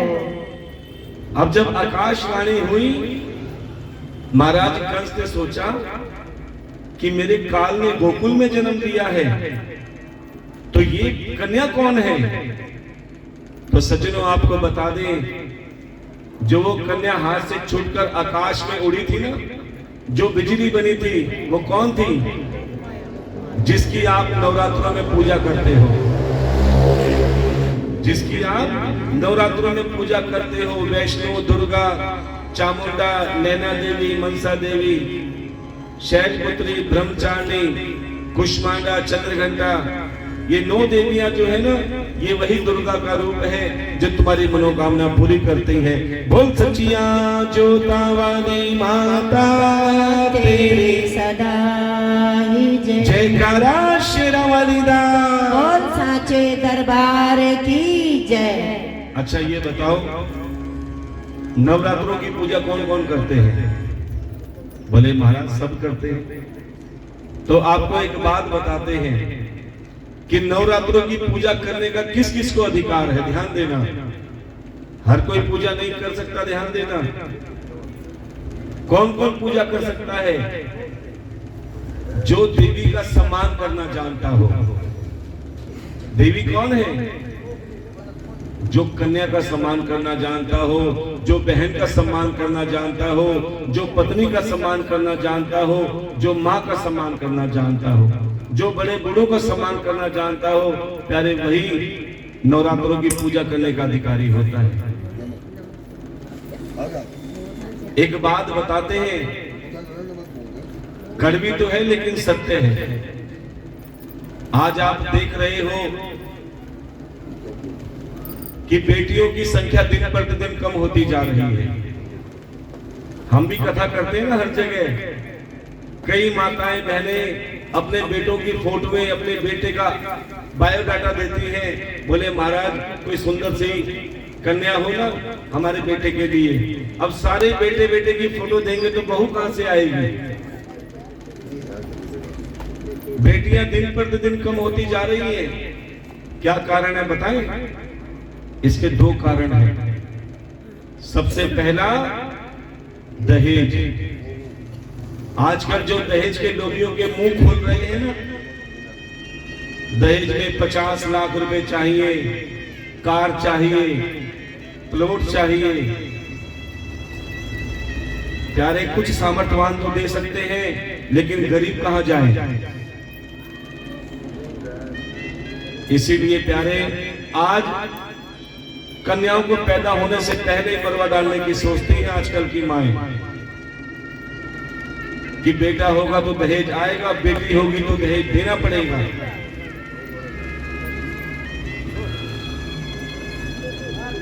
कई तो ऐसे हैं प्यारे, जिनकी अगर शुरुआत में बेटी हो जाती है ना तो रोना चालू कर देते हैं। सोचते हैं अरे पहला बेटा हो जाए ना तो चिंता खत्म हो जाएगी।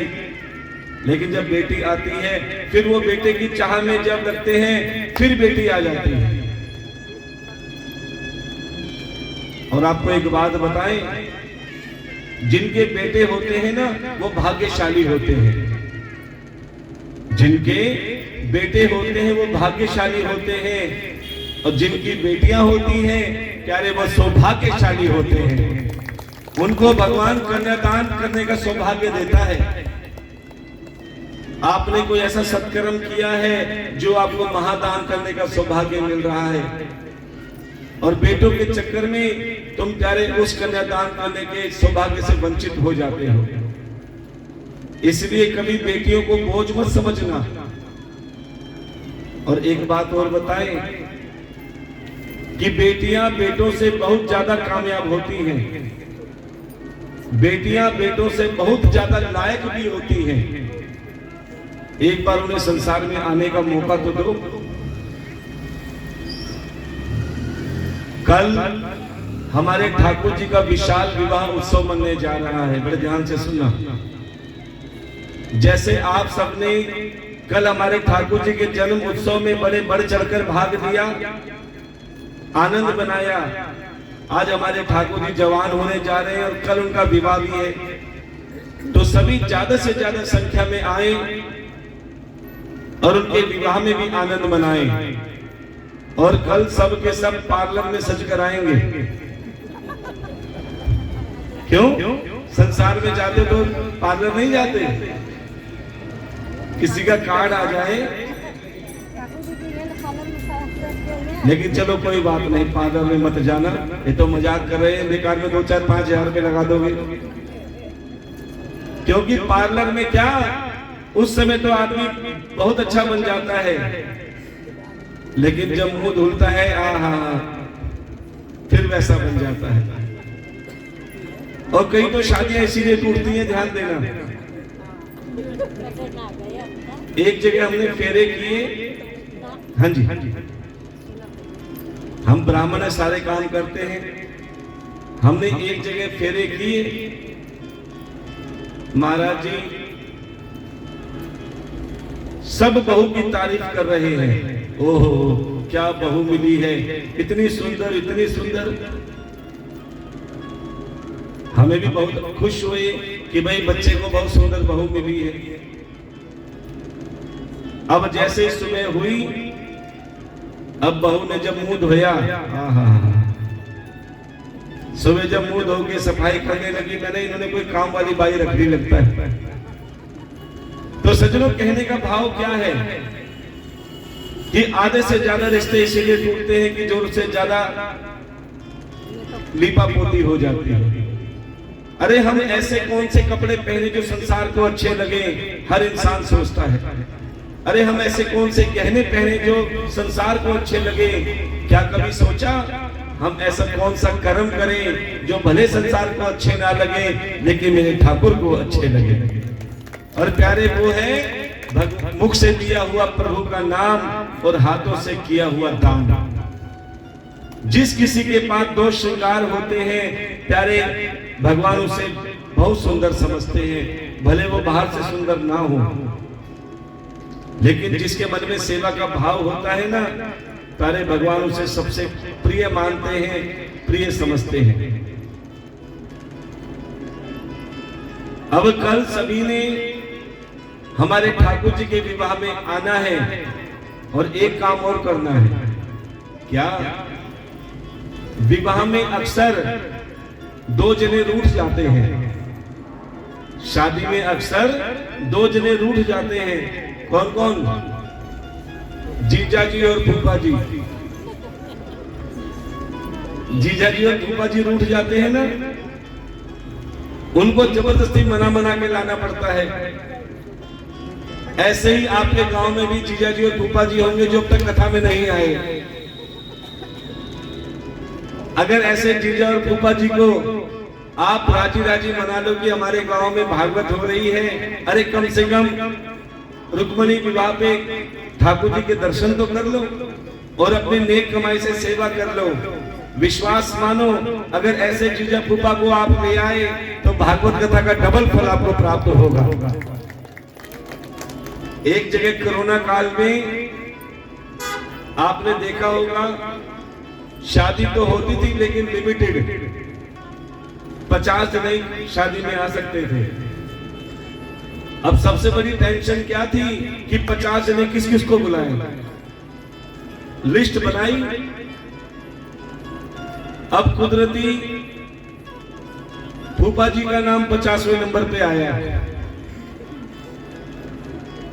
अब फूफा जी ने सोचा, ओहो सबसे आखिरी में मुझे याद किया, फूफा जी नाराज हो गए। जैसे ही शादी में बाराती आ रहे थे, फूफा जी ने क्या किया, बारात में तो गए नहीं, टेंट के बाहर कुर्सी डाल के बैठ गए और बारातियों की गिनती करनी चालू कर दी। 1 2 3 20 25। किसी ने पूछा, अरे फूफा जी आप बाहर क्यों बैठे हो और ये क्या गिनती गिन रहे हो? अब फूफा जी नाराज तो थे। क्या बोले?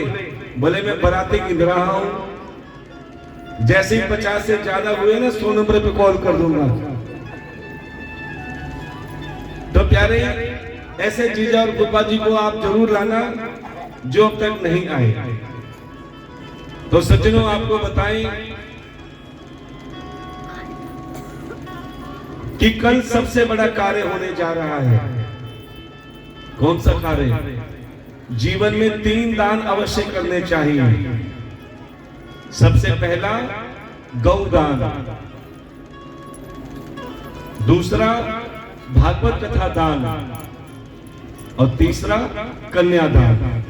ये जीवन में 3 दान अवश्य करने चाहिए। ये जो आप कथा सुन रहे हो ना, अपने गौ को पवित्र कर रहे हो, मन को।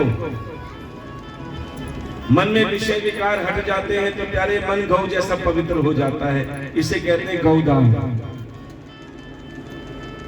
दूसरा भागवत कथा दान, जो आप प्रेम से कथा सुन रहे हो, जो कथा में सेवा कर रहे हो, प्यारे इसे भी कथा करवाने का ही जैसा फल मिलता है। तीसरा होता है कन्यादान। प्यारे अपनी बेटी का तो हर कोई कन्यादान करता है, ध्यान देना, लेकिन असली फल कब मिलता है? जब तुम्हारे हाथों से किसी और बेटी का भी कन्यादान करो। कई देखे हैं अपनी बेटी में तो लाखों रुपए लगा देंगे कन्यादान में, शादी में, इसमें, लेकिन प्यारे कभी सोचा है कि ऐसा भी परिवार हो सकता है जिसके घर में बेटियां तो हैं लेकिन शादी करने के लिए व्यवस्था नहीं होती। और जब बेटी जवान हो जाए और उसकी शादी की व्यवस्था में उसके माता पिता के पास धन नहीं होता, तो ऐसी बेटियों पे उंगलियां जल्दी उठती हैं। ऐसी बेटियों को बदनाम करने में भी लोग देर नहीं लगाते। प्यारे एक माता पिता जिसकी बेटी जवान तो हो गई लेकिन शादी के लिए व्यवस्था ना होने के कारण माता पिता ने दिल पर पत्थर रखकर एक निर्णय लिया कि हम बेटी की शादी तो नहीं कर सकते, लोग उंगली ना उठाएं बेटी पर। इसलिए उन दोनों ने क्या किया, आपस में विचार किया कि कल हम अपनी बेटी को जान से मार के जमीन में दफना देंगे।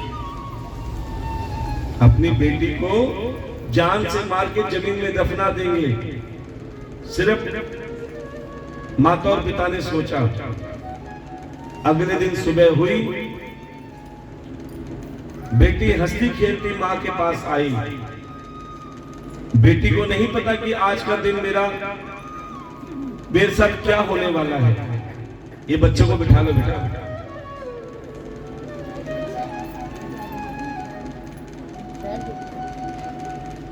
अब बेटी हंसती खेलती आई मां के पास। मां ने अपने हाथों से अपनी बेटी को भोजन कराया। भोजन करा रही है और आंखों में आंसू लेके रो रही है।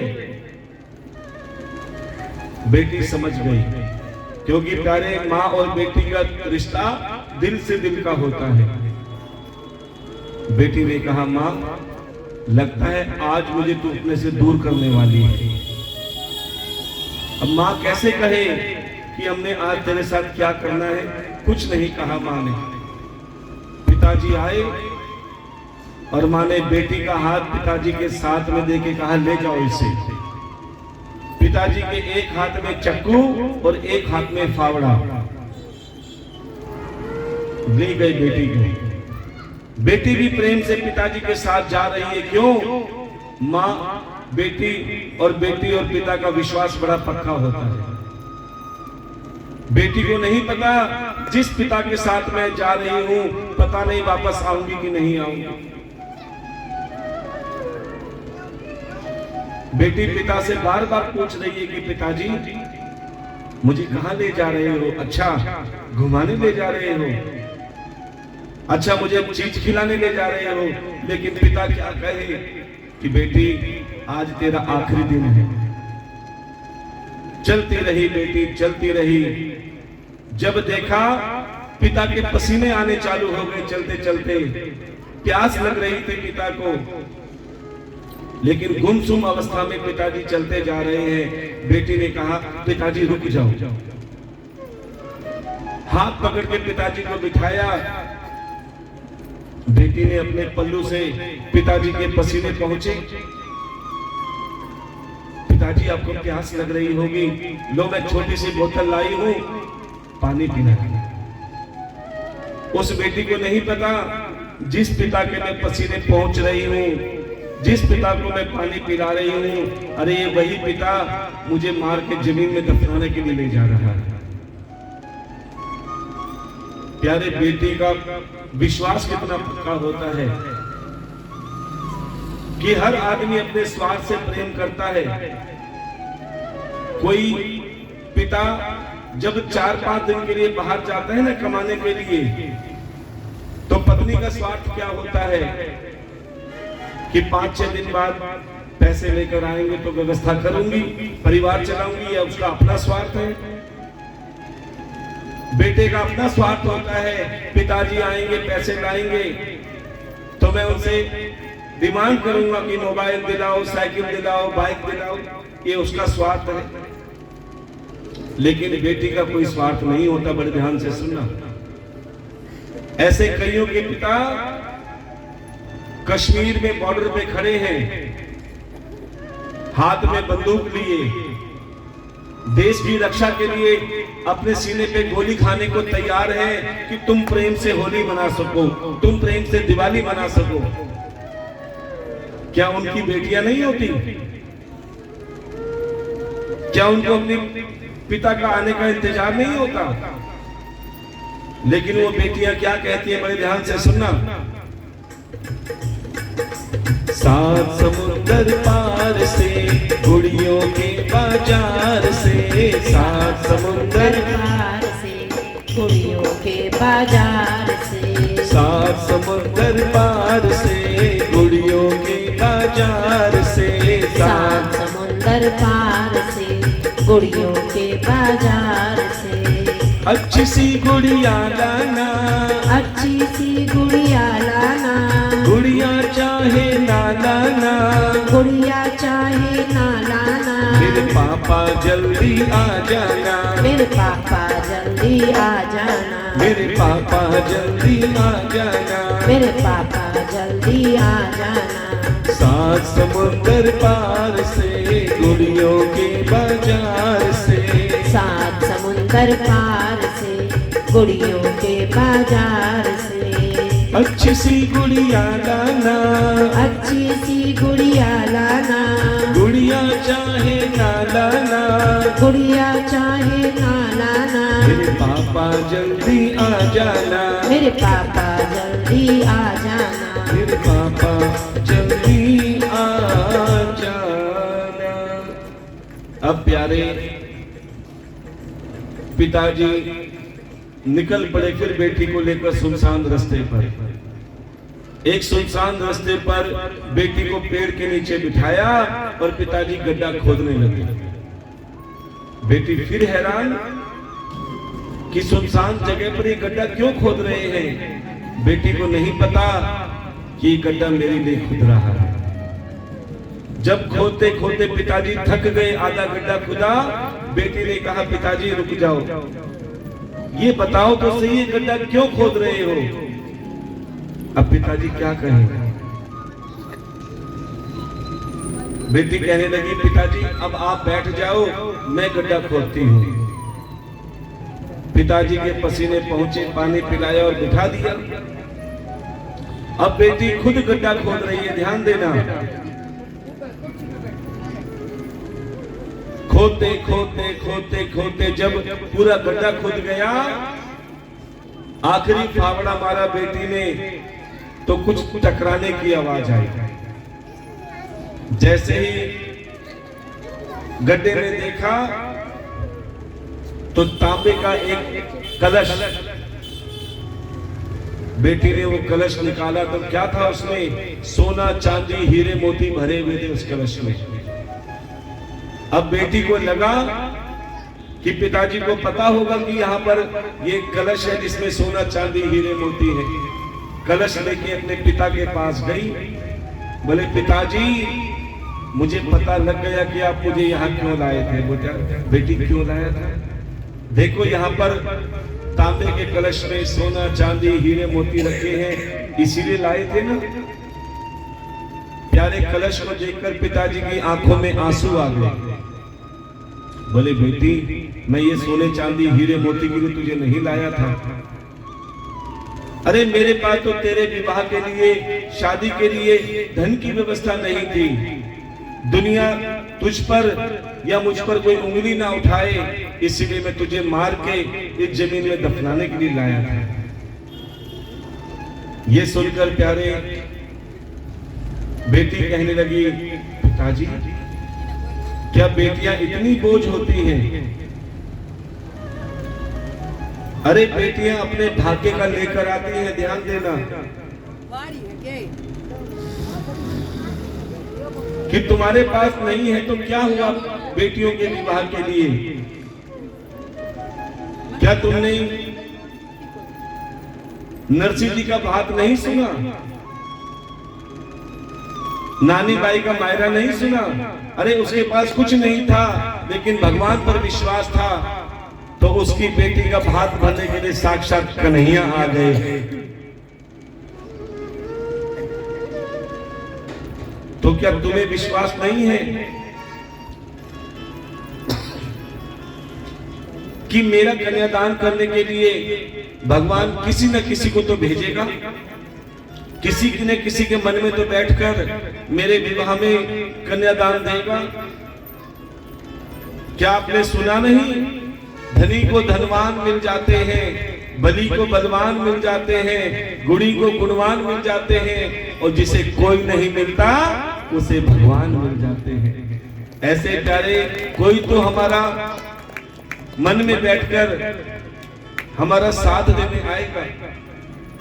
तो प्यारे ये भागवत कथा उन्हीं बेटियों के लिए हो रही है, ध्यान देना। अभी पिछले हफ्ते हमारे पास हमीदपुर से फोन आया था, आपके पास में हमीदपुर गांव है, और हम आपसे भी कहते हैं आपके गांव में, आपकी कॉलोनी में, आपके पड़ोस में कोई ऐसा परिवार हो जिसकी बेटी शादी के लायक हो गई हो और उसके विवाह में किसी चीज की कमी हो, तो आपने केवल एक काम करना है, हमारा फोन नंबर उनको दे देना या उनका नंबर हमें दे देना। जैसा भी हमसे बन पड़ेगा प्यारे, उस बेटी के कन्यादान में हम करने वाले कुछ नहीं है, ध्यान देना। जो भी है वो आप सबके सहयोग से होता है।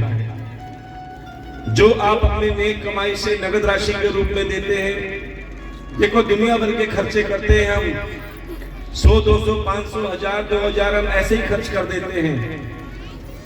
लेकिन जब वही हम धन समुद्र में से जब बूंद निकाल के कन्यादान में देते हैं, 100, 200, 500, 1000, 2000 जो भी तुम्हारा भाव हो, जब तुम कन्यादान में देते हो प्यारे, वो एक एक सेवा एक बेटी के विवाह में जाती है। हम कभी भी नहीं कहते कि गरीब बेटी में जाती है, प्यारे वो गरीब नहीं है। जिसमें आप सभी प्रेमी भक्तों का धन लगा हो, जिसमें आप सभी प्रेमी भक्तों की सेवा हो, प्यारे वो कभी बेटी गरीब नहीं, प्यारे वो बेटी सबसे धनवान है जिसमें भगवान के भक्तों की सेवा लगी होती है। इसलिए आप सभी ने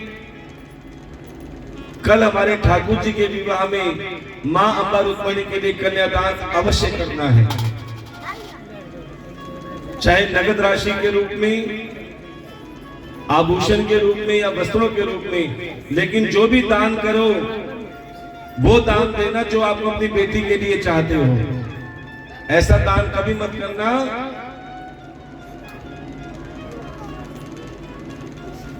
जो किसी काम का नहीं। इससे अच्छा प्यारे आप जो नगद राशि के रूप में कन्यादान दोगे वो किसी न किसी रूप में उस बेटी के अवश्य काम आएगा। और ये आप हमारे YouTube चैनल, ये केवल आप कथा नहीं देख रहे, आपके साथ हजारों भक्त अपने घर में बैठकर इसका सीधा प्रसारण देख रहे हैं।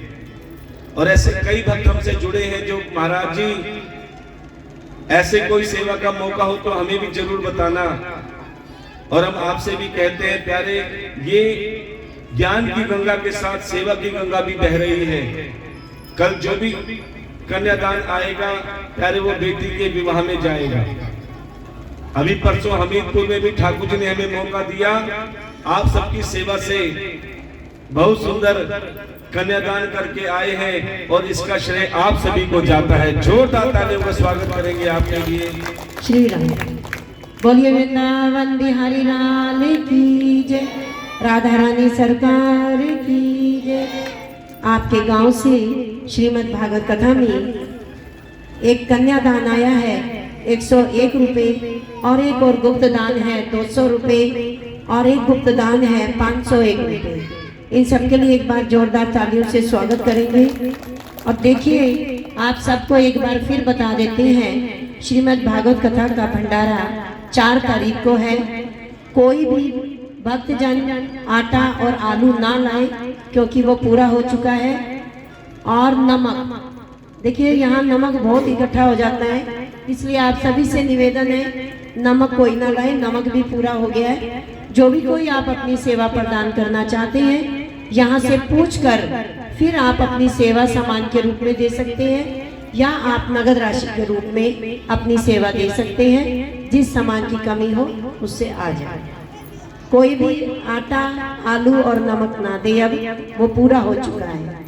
इसी के साथ जय जय श्री राधे श्याम।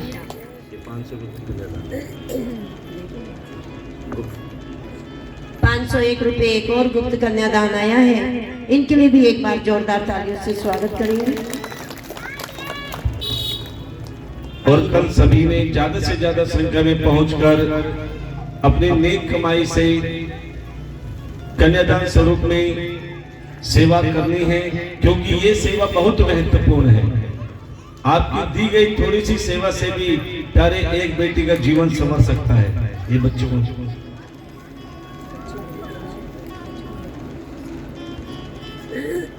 तो ये कथा किसी प्राप्ति के लिए नहीं हो रही, एक तो सनातन धर्म को आगे बढ़ाने के लिए हो रही है, दूसरा आपके हाथों से, आपके मुख से भगवान का नाम निकले और हाथों से सेवा दान हो। प्यारे जिसने ये 2 काम कर लिए समझ लेना अपने जीवन को सफल बना लिया। अब प्यारे महाराज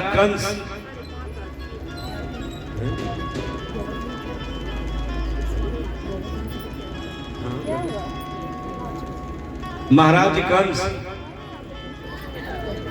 जिसको वो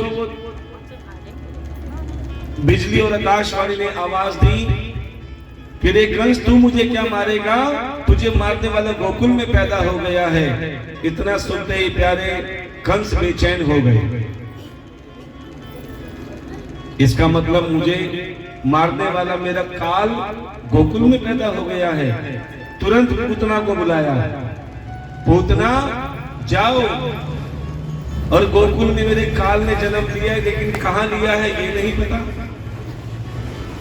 इसलिए तुम जितने भी नवजात शिशु हैं सबका वध कर दो। अब पूतना कहने लगी महाराज चिंता मत करो, मैंने बड़े से बड़े राजा महाराजा का वध कर दिया, ये तो बालक है, मैं अभी गई और अभी आई। अब पूतना जैसे ही गोकुल में जा रही है, पूतना कौन थी? पूतना राक्षसी थी। उसने सोचा कि मैं अगर राक्षसी रूप लेके जाऊंगी तो बच्चे डर के मारे भाग जाएंगे। क्या किया? पूतना सुंदर रूप धारण कर लिया। बहुत सुंदर रूप में पूतना शिकारित हो गई। अब बाहर से तो सुंदर बन गई, लेकिन अंदर विष भरा पड़ा है।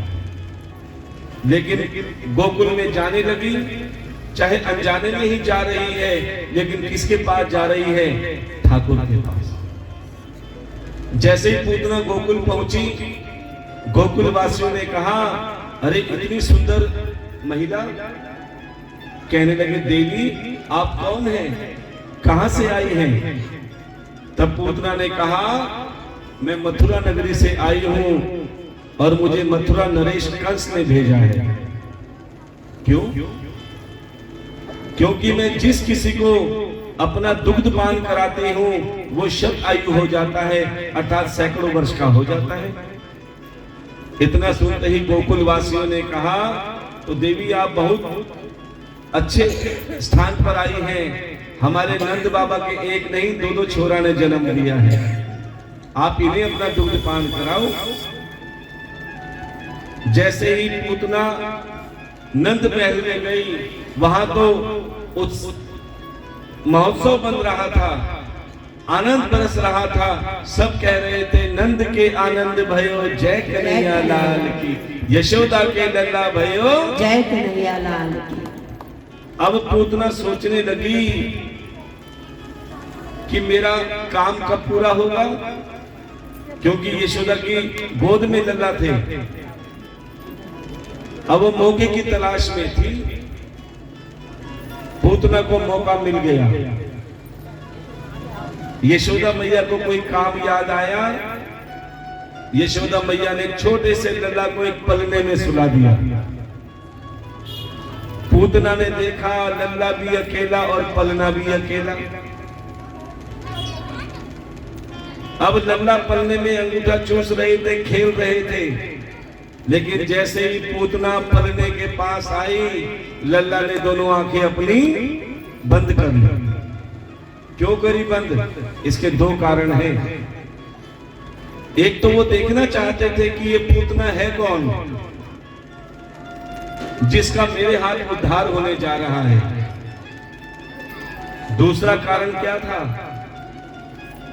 कि अगर पूतना से मेरे नैन लड़ गए, पूतना से मेरे नैन मिल गए, तो मुझे पूतना से प्रेम हो जाएगा, और जिससे मुझे प्रेम हो जाता है फिर मैं उसका वध नहीं करता। अच्छा ये बताओ, वृंदावन में बांके बिहारी के मंदिर में कौन कौन गए हैं? बहुत अच्छी बात है। आपने एक बात जरूर सुनी होगी और देखी भी होगी कि बांके बिहारी से इतनी जल्दी नैन से नैन नहीं मिलते। क्यों? बार बार पर्दे लगते हैं, बार बार हमारे जैसे मोटे मोटे पंडित जी आगे आ जाते हैं, और कई बार जब पूरी फैमिली एक साथ जाती है तो गुल्लू के पापा खो जाते हैं भीड़ भाड़ में। अब गुल्लू के पापा को ढूंढो तो गुल्लू की मम्मी गायब, गुल्लू की मम्मी मिली तो गुल्लू गायब। सब एक दूसरे को देखने के चक्कर में लगते हैं, लेकिन जिसको देखने आए उसको नहीं देखते। अच्छा एक गलती सब करते हैं, तो गलती बता दूं कि जब तुम बांके बिहारी मंदिर में जाते हो घर से, रास्ते में चाहे ट्रेन में जाओ चाहे कार में जाओ, सब क्या करते हैं? मोबाइल खोलते हैं, कोई रील बना रहा है, कोई वीडियो बना रहा है आंखें खोल खोल के, कोई सेल्फी बना रहा है। लेकिन जैसे बांके बिहारी मंदिर में जाते हो आंख बंद कर लेते हो। अर्थात जिसको देखना है उसके लिए तो आंखें बंद कर ली, और पूरे रास्ते तुम संसार को देखते आते हो। ध्यान देना, कभी भी बांके बिहारी मंदिर में जाओ, आंखें बंद मत करना। अरे इंतजार करो कि कब तुम्हारे नैन बांके बिहारी से मिल जाएं। और ये चमत्कार देख लेना, जिस समय तुम्हारे बांके बिहारी से नैन मिल गए, प्यारे तुम खाली नहीं आओगे, स्वयं बांके बिहारी तुम्हारे पल्लू ढककर तुम्हारे घर आ जाए, खुशियों के रूप में, लड्डू गोपाल के रूप में, राधे रानी के रूप में तुम्हारे घर में खुशियां जरूर आएंगी। अब पूतना ने देखा पलना भी अकेला, लल्ला भी अकेला और सो रहा है। जैसे ही पूतना पलने के पास गई, लल्ला को उठाया, अपनी छाती से लगाया। जैसे छाती से लगाया, छोटे से लल्ला ने पूतना का दुग्ध पान किया, फिर विष पान किया, और विष पान करने के बाद पूतना के प्राणों का पान करने लगे। और जैसे ही पूतना के प्राणों का पान होने लगा, पूतना जोर से चिल्लाई, लल्ला छोड़ दो, लल्ला छोड़ दो, लल्ला छोड़ दो।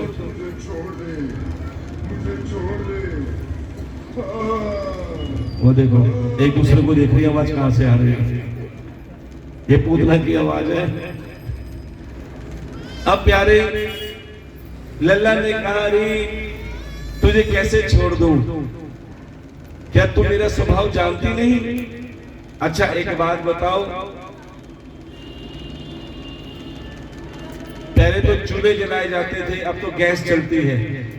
गलती से तुम्हारी उंगली गैस पर लग जाए जलती हुई, तुम कितना भी सॉरी बोल दो, क्या वो आग तुम्हारी उंगली छोड़ेगी? जला देगी ना, क्योंकि ये उस अग्नि का स्वभाव है।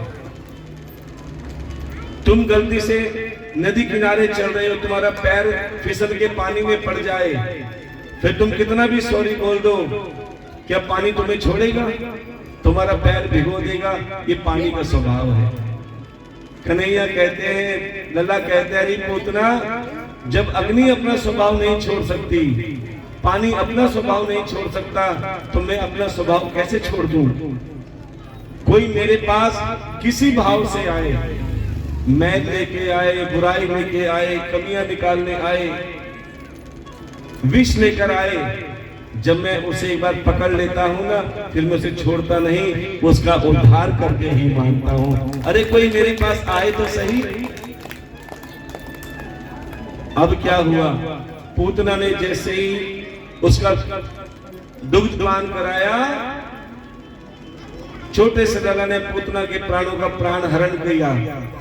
अब पूतना अपने सुंदर स्वभाव को त्याग कर राक्षसी स्वभाव में आई और पूतना का वध हो गया। बोलिए नंद के लाला की जय हो। अब जब कंस महाराज को पता चला पूतना का वध हो गया, अब महाराज कंस ने शकट भंजन को भेजा, जो शकड़े के रूप में आए, भगवान ने उसका भी उद्धार किया। फिर तृणावत को भेजा, जो बवंडर के रूप में आए, भगवान ने उसका भी उद्धार कर दिया।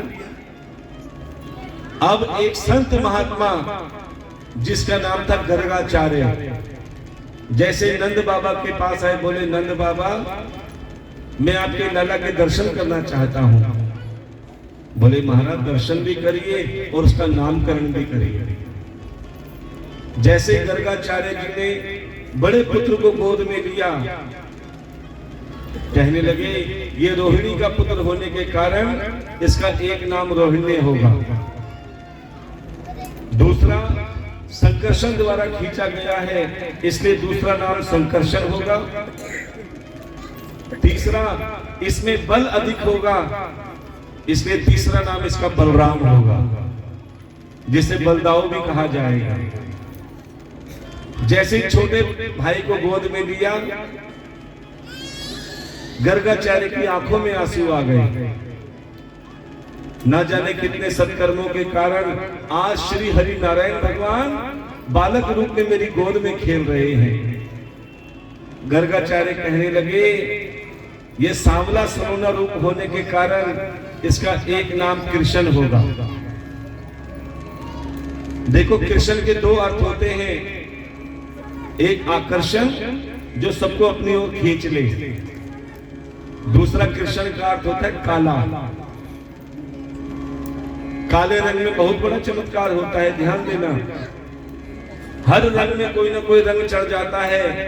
पीले में हरा चढ़ जाएगा, हरे में नीला चढ़ जाएगा, लेकिन जिस रंग पे काला रंग चढ़ जाए, फिर उस रंग पे कोई रंग नहीं चढ़ सकता। ऐसे ही जिस पर मेरे ठाकुर का रंग चढ़ जाता है, देखो कन्हैया हर किसी से नहीं मिलते, कन्हैया हर किसी से नहीं मिलते, लेकिन जिसको मिल जाए फिर वो किसी से नहीं मिलते। वो दुनियादारी से अलग हो जाते हैं, जो मेरे बांके बिहारी के दीवाने बन जाते हैं। एक मीरा भी थी जिसने मेरे बांके बिहारी को अपना रिश्तेदार बना लिया, और उस मीरा को संसार से वैराग्य हो गया। वो कहती थी क्या,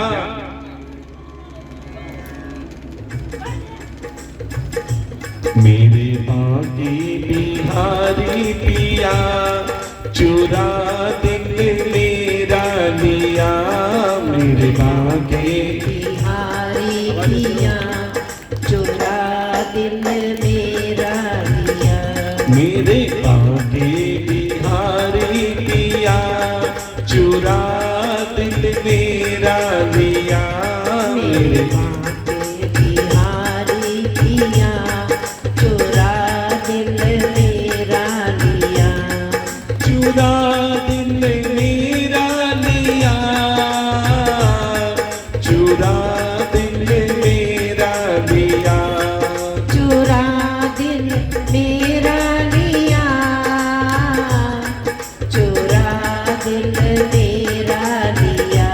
आए हाय तूने, जय हो आए हाय तूने, राधे, आए हाय तूने ये क्या किया, चुरा दिल मेरा लिया, मेरे बांके बिहारी पिया चुरा दिल मेरा लिया, मस्ती में ऐसी खोई, मस्ती में ऐसी कोई, शाम दीवानी मीरा होई, श्याम दीवानी जरा मीरा हाथ लगे। होई, ओ मीरा दीवानी हो गई, ओ मीरा मस्तानी हो गई, ओ मीरा दीवानी हो गई, ओ मीरा मस्तानी हो गई।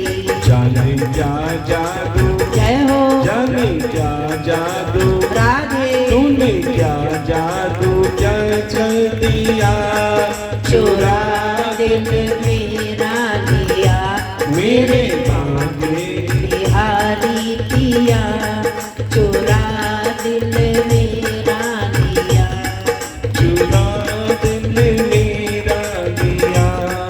चुरा दिल मेरा लिया। अब प्यारे श्याम और बलराम थोड़े बड़े हुए, और कहते हैं जब बच्चे बड़े हो जाते हैं ना तो थोड़े शरारती भी हो जाते हैं। अब एक बार यशोदा मैया पूजा की तैयारी कर रही थी। देखो कल हमारे ठाकुर जी की बहुत सुंदर विवाह उत्सव मनाया जाएगा। सभी ज्यादा से ज्यादा संख्या में आएंगे, खूब आनंद बरसेगा, और सभी ने बड़े भाव से बड़ी श्रद्धा के साथ नेक कमाई से कन्यादान, चाहे नगद राशि के रूप में, चाहे वस्त्रों के रूप में, चाहे आभूषण के रूप में, जो भी आप सेवा करेंगे प्यारे, वो एक बेटे के कन्यादान में जाएगी। और ये आप हमारा YouTube चैनल शिखर भागवत चैनल है, क्या नाम है, शिखर भागवत। जो भी 7 दिन की कथा चल रही है, जो भी आप आनंद मना रहे हो प्यारे, उसका सीधा प्रसारण आप अपने घर परिवार में भी दिखा सकते हैं। आप अपने मोबाइल में शिखर भागवत चैनल अपने बच्चों से, अपने भाई से, अपने पतिदेव से जरूर सब्सक्राइब कराना, और कम से कम 5 मिनट अपने बच्चों को इसकी कथा जरूर सुनाना। जिस घर में सत्संग कथा चलता है ना किसी भी रूप में, प्यारे उस घर में भगवान की कृपा की बरसात होती है। तो यशोदा मैया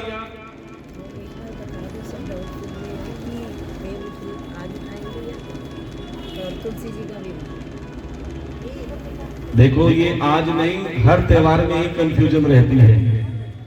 पिछली बार कृष्ण जन्म भी 2 बार हुआ था। तो सबसे पहले मैं आपका मन का वहम दूर कर दूं। हमारे सनातन धर्म में जो तिथि सूर्य उदय से मानी जाती है, जैसे आज 9:कुछ पर एकादशी लगी थी और कल लगभग 12:30 बजे करीब तक एकादशी रहेगी। 7:30 शाम को 7:30 तो शाम तक रहेगी। कई मानते हैं कि जब सूर्य उदय होता है उस दिन को ज्यादा महत्व दिया जाता है। लेकिन कल एक बात और भी है, कल रविवार पड़ रहा है और रविवार के दिन तुलसी का पूजन नहीं होता। ये भी कहा जाता है पत्ते नहीं तोड़ते, पानी नहीं चढ़ाते।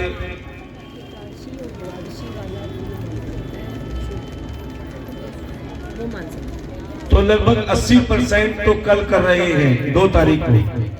कैलेंडर में भी यही है, यूट्यूब में भी यही है और बड़े बड़े बता रहे हैं, लेकिन कुछ विद्वान आज भी कर रहे हैं। तो जैसा भाव बने कोई इसमें भक्ति आज भी करो, कल भी करो, है तुम्हारी ही। कोई भी काम संकोच में मत करना। कहते हैं अच्छे काम आप भी कर सकते हो। अब एक बात बताओ, बुरे काम तो आदमी बिना पूछे जब मर्जी कर लेता है और अच्छे काम के लिए बार बार पूछता है। अच्छे काम जब तुम्हारा मन करे तभी कर लो, उसी में भगवान प्रसन्न हो जाएगा। व्रत करो, पूजा करो, जाप करो, सेवा करो, ये कभी भी कर सकते हो। हाँ, पाप करना हो ना,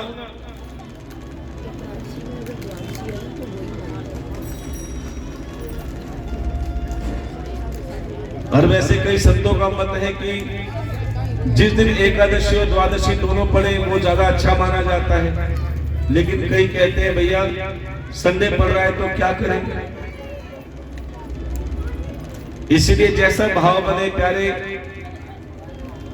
वो कार्य करो जो मन से किया जाए, जो बिना संकोच के कार्य होता है वो सफल होता है। इसलिए जो आज करें वो आज करें, जो कल करना चाहते हैं, जिसका मन कर रहा है खूब सेवा करो, कल भी करो, पूजा करो, भगवान उसमें भी प्रसन्न है। मन में संकोच लेके कोई कार्य मत करना।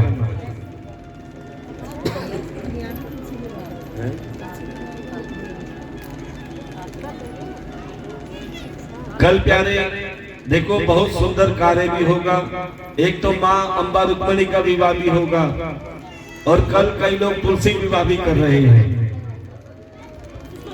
तो जो भी तुलसी विवाह में आप वही भाव कल भी मानना कि प्यारे वही बेटी के लिए जा रहा है जो आप कन्यादान में दोगे, तुलसी दान में दोगे, तो प्यारे वही कार्य भगवान के लिए अर्पण होगा।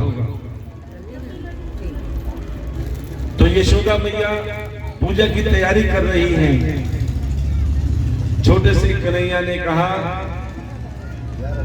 कि मैया ये काहे का पूजन कर रही हो।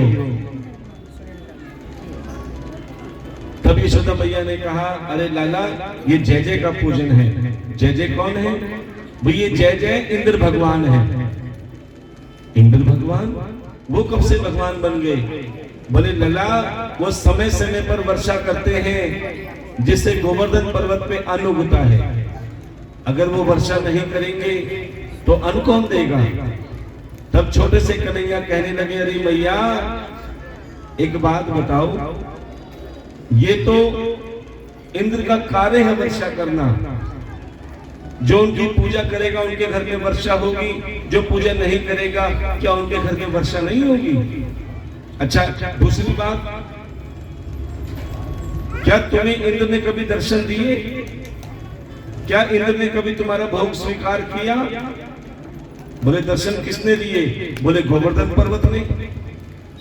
जो सुबह शाम सोते जागते उठते बैठते तुम्हें दर्शन देता है।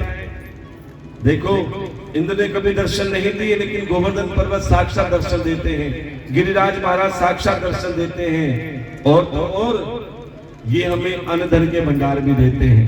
तो सबसे बड़े हमारे भगवान तो गोवर्धन महाराज हैं। बोलिए गोवर्धन महाराज की, बोलिए गिरिराज महाराज की। अब ये छोटे से कन्हैया की बात नंद बाबा को बहुत अच्छी लगी। ये बहुत सुंदर हमारे गिरिराज भगवान आ रहे हैं, इनके लिए जोरदार तालियों का स्वागत करेंगे। बोलिए गोवर्धन महाराज की, बोलिए गिरिराज महाराज की जय।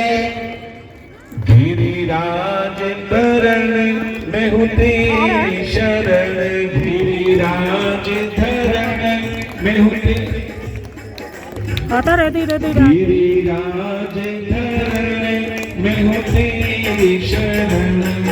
जोरदार तालियों का स्वागत करेंगे।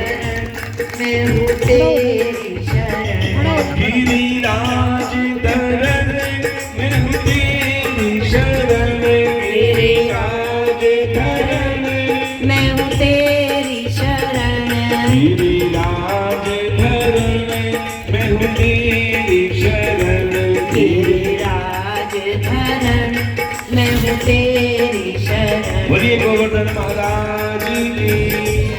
अब प्यारे सभी नंद बाबा के साथ सभी के सभी इंद्र की पूजा त्याग कर गोवर्धन महाराज की पूजा करने के लिए निकल पड़े।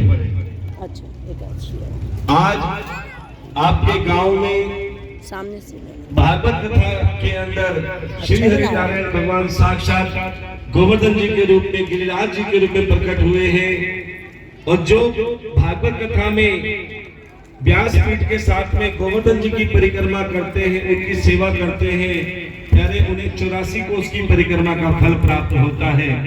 तो आप सभी ने बड़े भाव से श्री गिरिराज जी को तिलक लगाना है। और आज अन्नकूट की सेवा भी कही जाती है। जो अन्न का दान देते हैं, जो अन्न के दान अर्थात भंडारे में सेवा करते हैं, उन्हें कई गुना गोवर्धन महाराज भंडारे भरते हैं। इसलिए सभी ने तिलक करना है और अन्नदान के लिए सेवा करके अपने भाग्य को जगाना है। तो आइए सबसे पहले हमारे तो सभी बड़े भाव से तिलक करते हुए, दक्षिणा प्रदान करते हुए और व्यासपीठ की परिक्रमा करेंगे। व्यासपीठ की परिक्रमा भी करनी है और नाचते गाते परिक्रमा करेंगे। इधर से परिक्रमा करेंगे।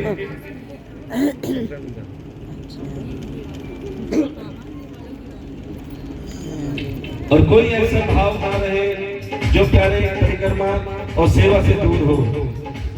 तो सभी बड़े भाव से यही कहेंगे, श्री गोवर श्री गोवर श्री गोवर धन महाराज तेरे माथे मुकुट विराज रयो, श्री गोवर धन महाराज तेरे माथे मुकुट विराज रयो, तेरे माथे मुकुट विराज रयो, तेरे माथे मुकुट विराज रयो, तेरे माथे 101 रुपए तेरे माथे गुप्त सेवा विराज रयो। श्री गोवर जय हो श्री गोवर राधे गोवर धन महाराज महाराज, तेरे माथे मुकुट विराज तेरे पान चढ़े तो पे फूल चढ़े, तो पे पान चढ़े तो पे फूल चढ़े, तो पे पान चढ़े दूध की धार ओ धार तेरे माथे मुकुट विराज रयो। श्री गोवर धन महाराज महाराज तेरे माथे मुकुट विराज रयो, तेरी साथ कोस की परिक्रमा, तेरी सात कोस की परिक्रमा, तेरी साथ कोस की परिक्रमा, तेरी सात कोस की परिक्रमा, तेरी साथ कोस की परिक्रमा, तेरी सात कोस की